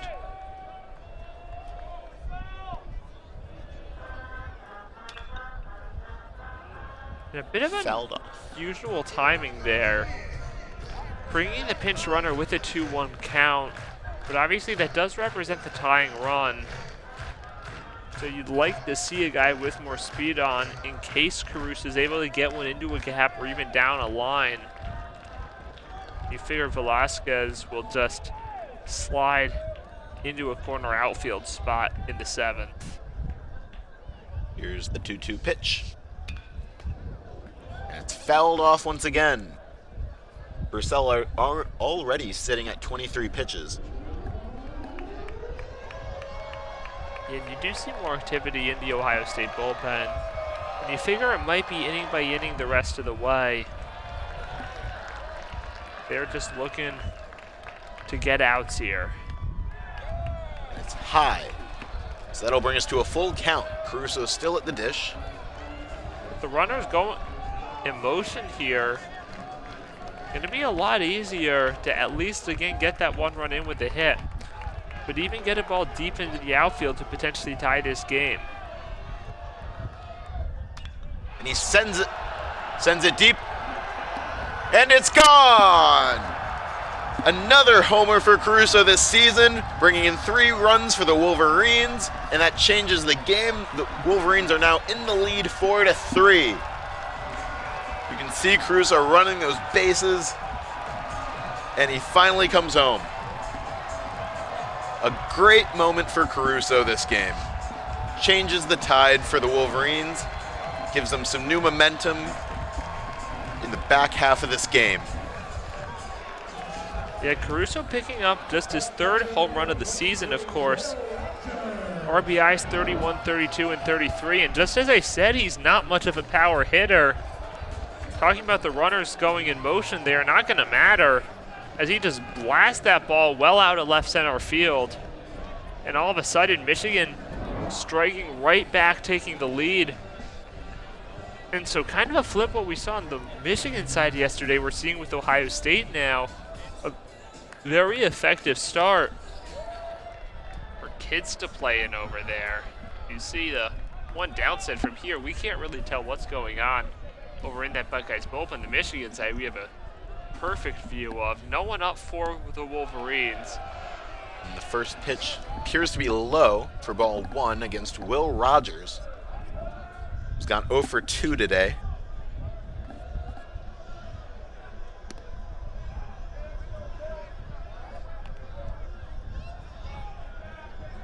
I don't think that was a pitch. Not sure what the umpire said, if he felt maybe it was a quick pitch from Purcell. It'll stay a 1-0 count. And it's sent back deep. And it's gone yet again, back to back. Will Rogers homers. The Wolverines are excited now. The dugout's going crazy as Rogers rounds the bases. It's 5-3 Michigan. They're excited. There is a spark in this Michigan offense. Yeah, Will Rogers came around the bases fast there. And that's a huge insurance run to make Jacob Denner's life a little easier. Going out to straightaway center, the ball 395 out there, and able to get it to hit off the batter's eye. See that pitch just under the belt, and he drives it a long way. Back-to-back home runs for the Wolverines, who now lead by 2.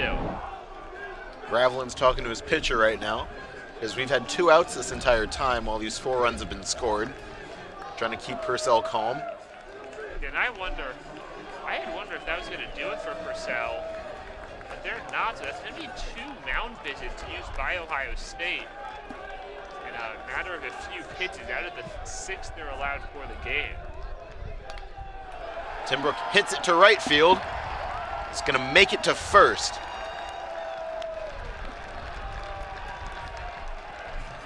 Timbrook's excited, the Michigan dugout's excited.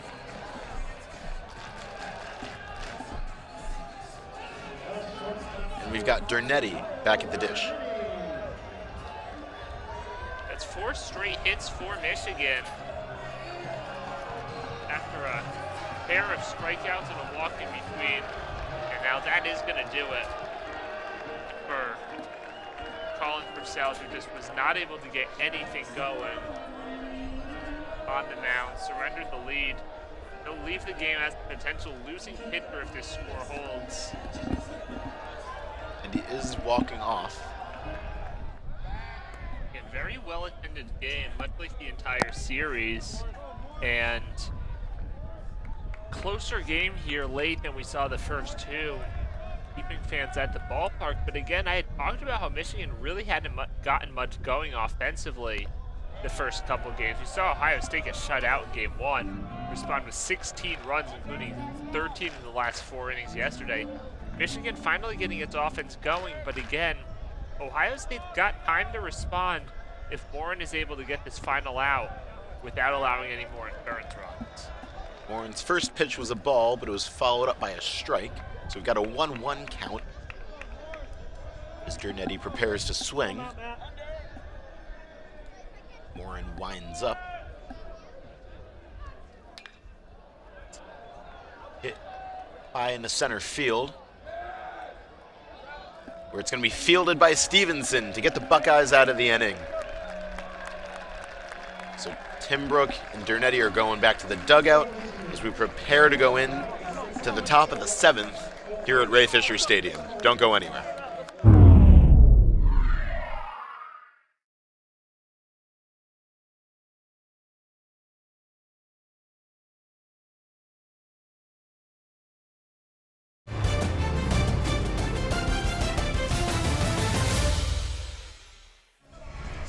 And again, Michigan has the advantage now in the pitching with this such left-handed heavy hitting lineup, putting Jacob Denner in. Tyler Petterini hits it in the corner in left field, where it's going to be fielded by Stanton as Petterini gets a double. Got a runner in scoring position for the Buckeyes as Mitchell Oakley, the senior captain, comes up to the plate. Yeah, right as I say that, Ohio State promptly gets a first pitch double the other way, brings the tying run up to the plate. Now, of course, in this left-on-left matchup with Oakley, he's just got to find a way to get the ball to the right side. You know, you still have 3 innings to go, and he does his job right there, getting the runner over to third base on the ground ball out to Colin Priest, and that's exactly what you have to do. You still have 3 innings. You can afford to get 1 run right here. You have time to get that other run. So now you're in a runner and third 1 out situation. If you're Michigan, it looks like they might play about halfway, but they can't come in too tight. And I'm a little surprised they're coming in at all, just because they got to focus on getting the second out. If they give up the 1 run, again, it's still a productive inning for Ohio State, but Michigan will take it if they can come out with the lead still intact. The first pitch to Mershon was a ball. Still got Petterini on third in scoring position.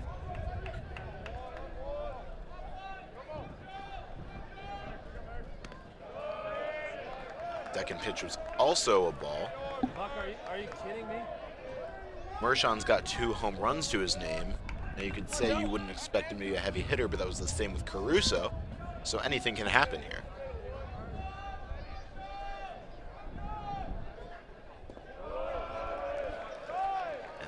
Ball 3, little inside.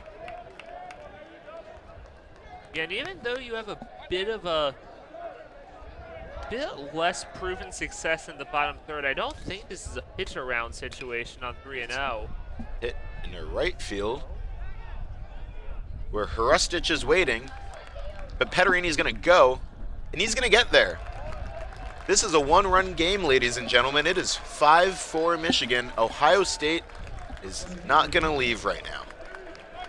Yeah, and Bill Mosiello has to love that approach. You get the leadoff double in the first pitch of the inning by Tyler Petterini, going the other way with that line drive into left field, and then the guys behind him do their job. Mitchell Oakley hits that ground ball to first base. Petterini moves up to third. Joseph Merchant hits it deep into right field. Easy score for Petterini. Again, Michigan still has the 5-4 lead, but that's a big run right there. Now, of course, 2 outs, no one on. Jacob Denner's got to get out of this inning with the lead intact, but this game is by no means over. We've got a new batter in the place of Isaac Cadena. Now we have Nick Jamarutis. Yeah, Jamarusti, second pinch hitter here. As I had said back when Denner first came in, you just wondered with all these lefties, the only righties Ohio State had, Gravelin and then the switch hitter in Mershon, second batter that we've seen where Mosiello's gone to his bench to get that favorable opposite side matchup. The count currently is 1 ball, 2 strikes. So Denner is going to be looking to get out of this inning, while Jamarusti going to look to get on base. It's fouled off. Good contact made, just not in the right direction. Yeah, that off-speed pitch coming in to 69 miles per hour. Jamarusti clearly way out in front of it. Of course, Denner with 2 strikes going for the swing and miss, didn't get it, but still remains in the driver's seat. Swings and misses, ending the top of the 7th and bringing the Wolverines back to the plate. So we'll see if they build off the momentum they created last inning, or if the Buckeyes will continue to chip away at their lead. We'll be back at the bottom of the 7th.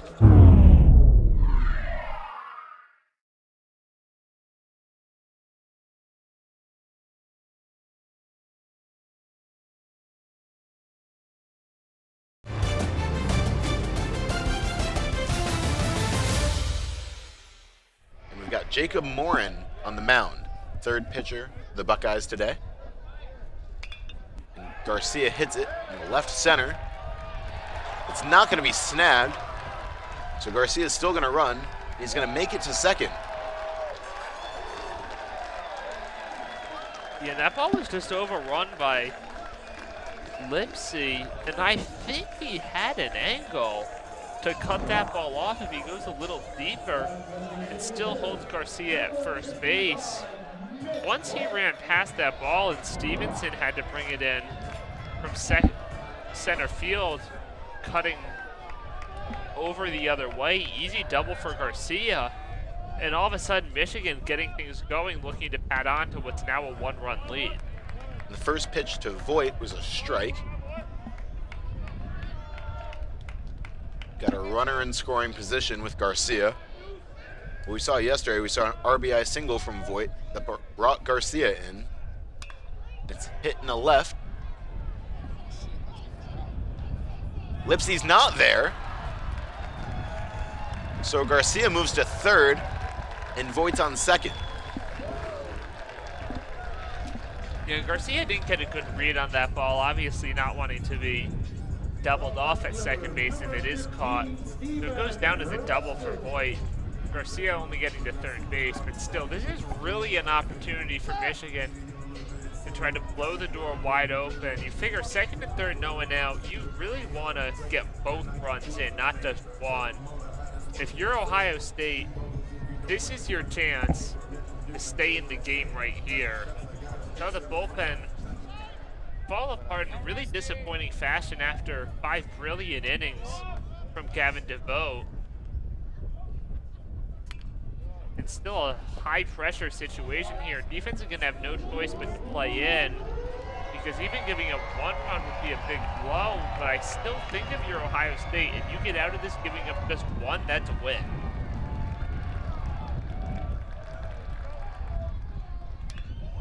And it's hit deep. And it's off the wall. Brings in 2 runs and places Hrustich at 2nd, making this a 7-4 game. Yeah, you just feel the energy on this Michigan side in the dugout with their guys on the field after what really had been a bad offensive series for them. Now the last 2 innings, 6 runs scored, still a runner on 2nd, 0 out, 7-4 game. This has just been a disaster sequence of events for Ohio State. Great hitting by Michigan, but a pair of relievers who have just really been getting hit around.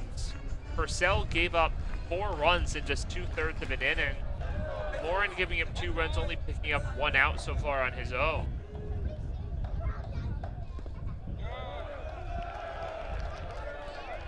And the count is 2-0. Priest has gone 1 for 2 today. Still a runner in scoring position with Hrustich on second.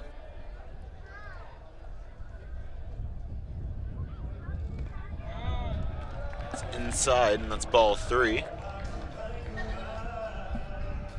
Morin definitely not looking to walk. Yeah, he does have an open base to work with. Might be a more favorable matchup facing Velasquez. Priest gets the the green light on 3-0, swing through it. I think this might be a situation you are okay pitching around, but then again, obviously Velasquez set to take his first step out of the game, but you got Caruso and Rogers right behind him, who had back-to-back homers in the last inning. Priest swings and misses, bringing the count to 3-2. We've got a full count. No outs on the board right now.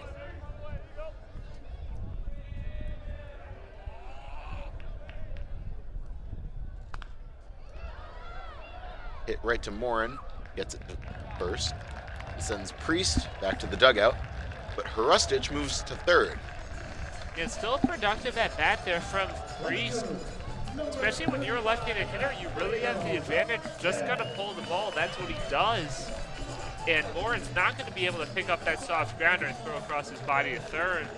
So now, once again, not only does Michigan set itself up to potentially drive in that 8th run, but also because Ohio State has to bring the infield in, could be a setup for an even bigger Wolverines inning potentially. We see Gravelin going out to talk to Morin.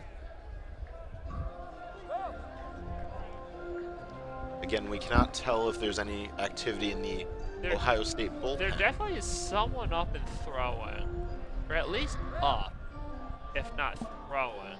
Doesn't look like a coach is moving in the dugout, so I don't think this is a pitch change. Can't tell who that is up there as we take a look at Morin. Again, good numbers coming into this game. It's 17 appearances. At ERA at 2.84, just 5 walks allowed, 19 innings. 23 strikeouts. Now we are going to see Mosiello come out. Haven't seen any signal yet. You see the numbers there. Solid ERA, just under 3.5. And a double play is made. Excuse me. Hrustich is out at home. It is not quite. Velasquez is not quite sent home. Yeah, Michigan going with the contact play there, and you see it a lot with 1 out, trying to put pressure on, but unfortunately for them, that ball going right back to Eckert, and that's just an easy play that really doesn't put a lot of pressure on, and so now all of a sudden, it's a runner on first with 2-out situation for Michigan. And that's big for Ohio State, trying to keep it at 3 runs. Where it's a tough battle, but they're still in the game. Caruso pops out and it goes foul.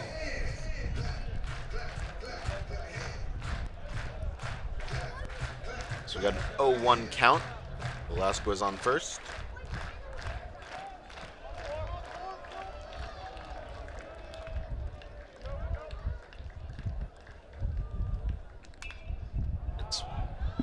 Popped up with Kazmar getting under it. And that brings us to the end of the 7th. We've got 2 more innings here of Big Ten baseball. And Ohio State will look to close the gap against the Michigan Wolverines. We'll be right back.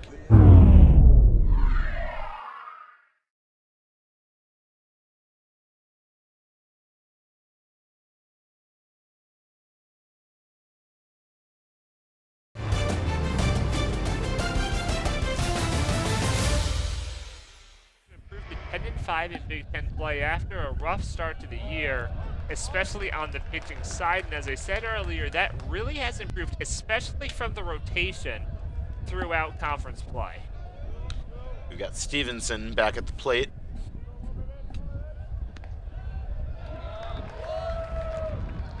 Strike 2.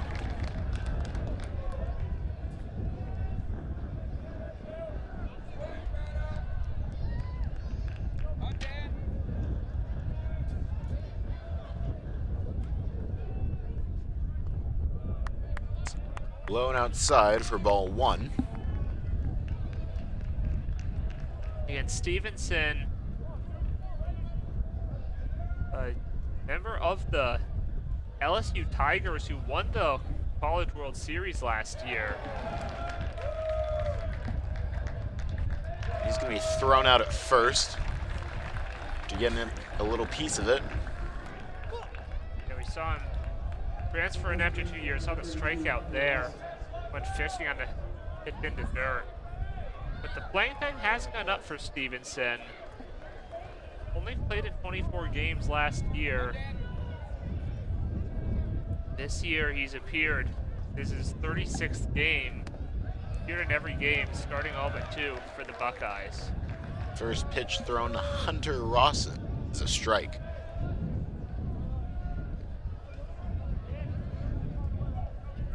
Then we're back at the top of this Buckeye lineup. Rawson hits it to Dernetti and gets thrown out at first. Bringing us to the top of our lineup for the Buckeyes with Lipsy back at the dish. And softball won 4-0 today against Nebraska. Here are some of our players making the trip over from Carroll Hutchins Stadium. Yeah, again, this has been a really strong Michigan softball team, especially in conference play. Got swept in a series at Northwestern a couple weeks ago, and they've been perfect against the Big Ten outside of that. Again, this Michigan baseball team not quite as good in Big Ten play, but still looking to win 5 straight series in the conference, sitting at 3rd in the Big Ten standing. 0-2 count. Lipsy gets a piece of it, fouls off.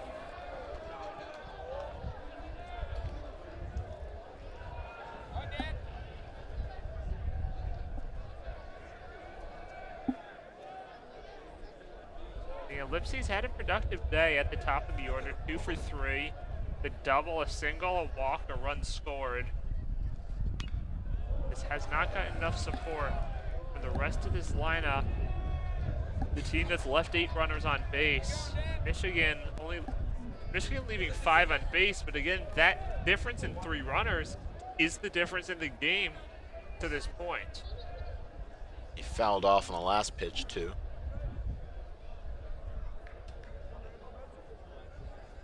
As Denner winds up. Let's call a ball. And you saw Rogers really pull that pitch back up into the zone. Thought he would get it, did not get the call.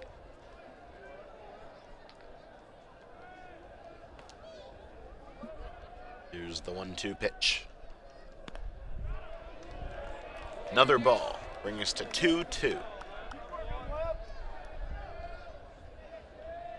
Still 2 outs. The top of the 8th.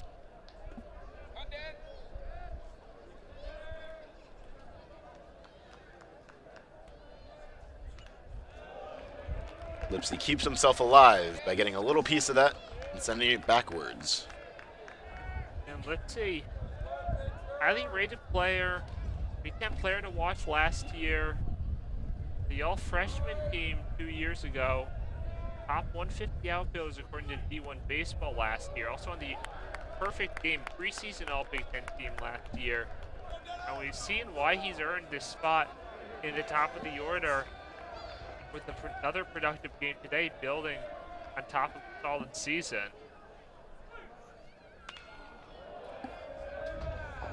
Fouls off again after last pitch was a ball, so we've got a full count, 2 outs. Lipsy hoping to get on base so Kazmar can come back up to the plate.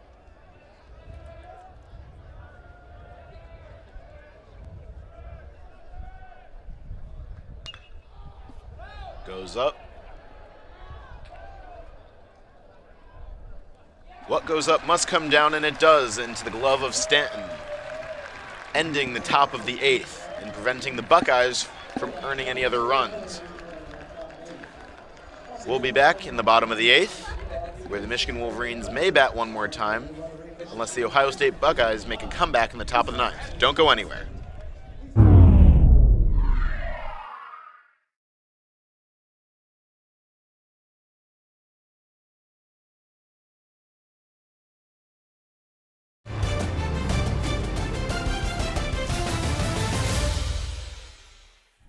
No one's up in the Michigan bullpen, so this is Jacob Denner's game to lose. He is in line as the winning pitcher if things hold up, trying to get those final 3 outs. The count is currently 0-2. 2 pitches thrown by Eckerd.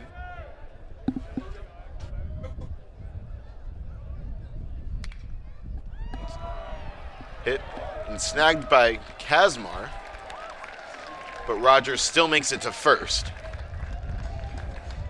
Yeah, good range there by Kazmar, but just no chance. Way deep in the hole. Lays himself out for that and gets up quickly, but not quite enough time to get the ball to first to stop Rogers from getting there. And we've got Timbrook back at the dish.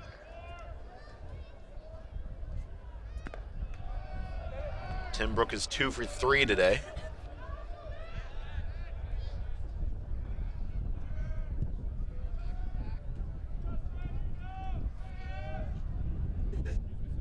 Yeah, Timbrook with a productive game here. They 2 for 3.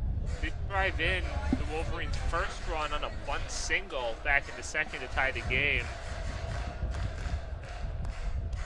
Looking to help pad this lead a little more after the leadoff man reached and Will Rogers on another infield single. Another swing and fouled out. 1-2 count.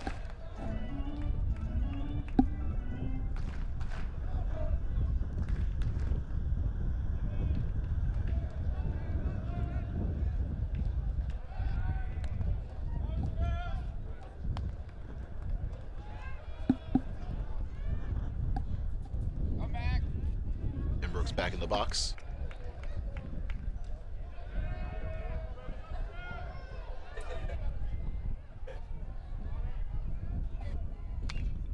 Timbrook knocks it into left field, and it's off the wall.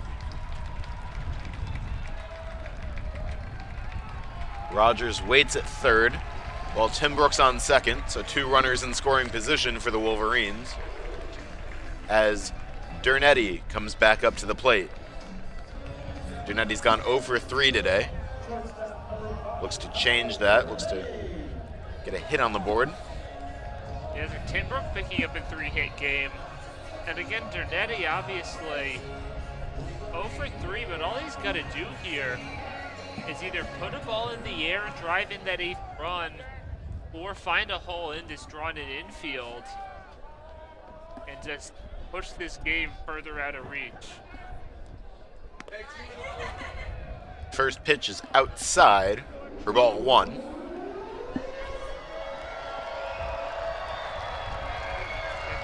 Called out on strikes twice, and the fly out to end the 6th inning after his team had taken the lead.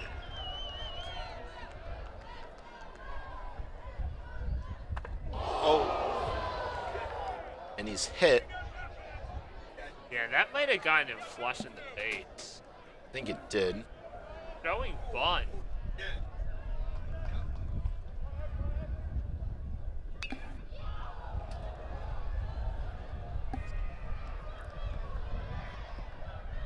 Caught by Lipsy, sending Garcia back to the dugout. Yeah, just nowhere near deep enough. Obviously want to get a ball in the air, but way too shallow. So that's a big first out for Eckert without allowing anyone across. Obviously, if you're Michigan, you're looking for a crooked number here. But from the Ohio State side, any run you give up makes it that much more difficult. So I think they really got to set their sights on getting a strikeout here or getting a double play to end the inning and escaping unscathed. Voit fouls out in the parking lot once more.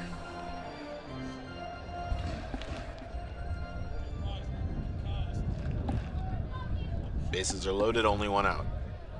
Voigt did get a double his last time up, did come around to score. This time looking to be on the other side, driving in at least one run, perhaps more with a base hit. And the last pitch was a ball. Brings us to a 1-1 count. Here's the 1-1 pitch. And it's Voigt's ruled safe.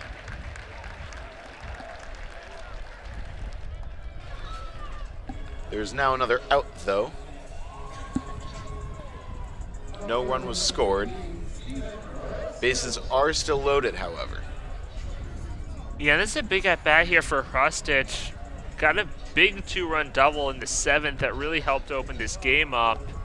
And I think Ohio State's going to challenge the call at first base. Very close play over there. But And he is the home run leader for the Wolverines. Fouled out. Brings us to a 0-1 count. Eckerd just trying to get out of this inning.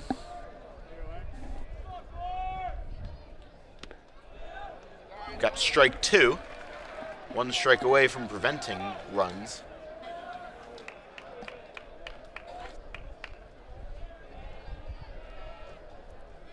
Hrustic 1 for 3 today.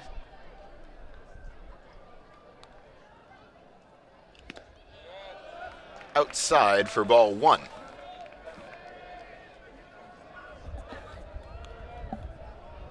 And Hrustic, again, appearing in every game, making his 40th start of the year, looking to get that hope to be the first Wolverine to get double-digit home runs. Low for ball 2. And coming in with the .572 slugging percentage, did pick up that 2-run double in the 7th. And made this much more comfortable for Michigan than it otherwise would have been, but looking to do even more. And it's hit deep in the left field. Is it still in play? And it's foul. Yeah, got a good piece of it, but I think he knew off the bat that that ball was not going to stay inside the foul line. Prime example, though, of the strength that Hrustic brings to the plate.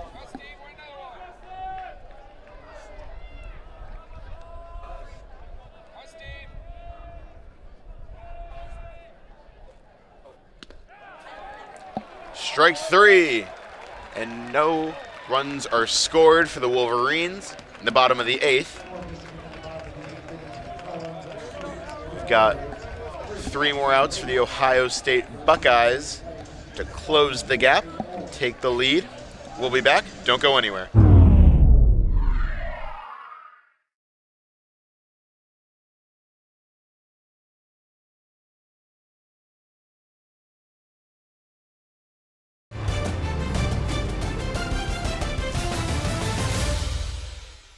Nice day out, so we're seeing a lot of families with their dogs. And following the Big House 5K that occurred this morning, where people who came in with their race bibs got free entry. We got Kazmar at the dish. We got 2-3-4 here. Again, Kalinsky remains in at shortstop for Dernetti. Gets a piece of it. And it goes over the head of Stanton, or of Hrustic, excuse me. And that's a double for Kazmar.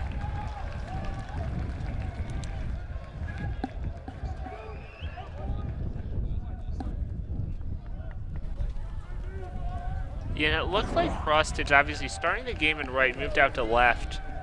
Again, really underestimated where that ball was going to end up. And I don't know if he would have had a chance to catch it anyway, but he was well out in front of it.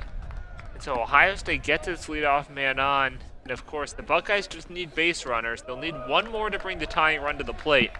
But that's exactly the start that Mosiello was hoping for. And the first pitch was a ball. Looked low. As Denner prepares for the 1-0 pitch. That one's a strike. Again, Gravelin did pick up a first inning walk, nothing since then. Pair of groundouts. Called out in strikes his last time up. Tyler Petterini in the on-deck circle has 3 hits, including a double and a run scored his last time up. Would represent the tying run if Gravelin's able to get on, but Gravelin falls behind here. The last pitch was knocked foul into the Ohio State bullpen, actually.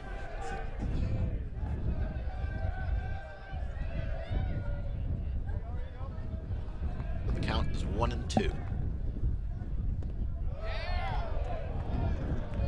And that is ball 2.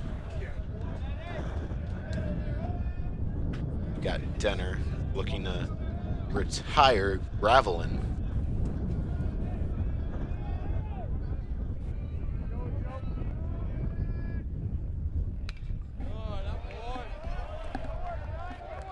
Fouled off again. Keeps our count 2-2. No outs on the board for the Buckeyes.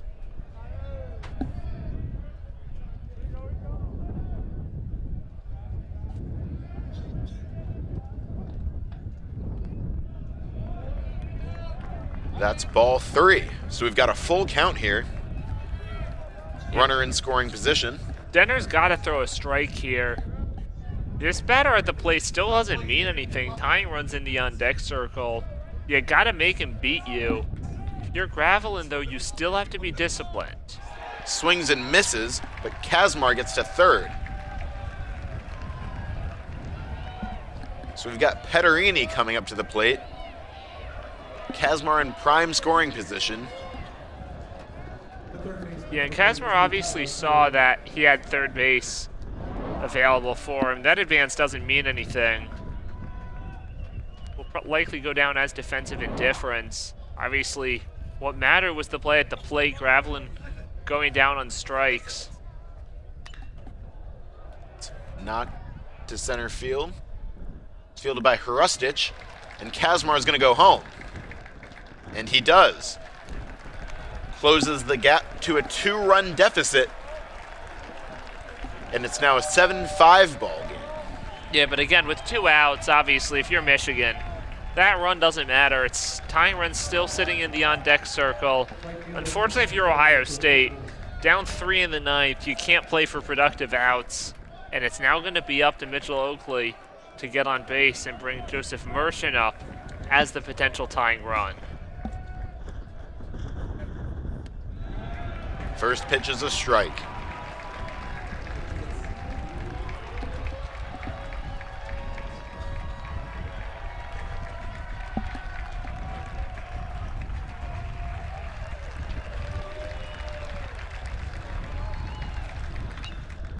It's knocked into center field and is caught to end the game by A.J. Garcia, the freshman. Final score of 7-5 Michigan to win the series after a 16-1 loss yesterday.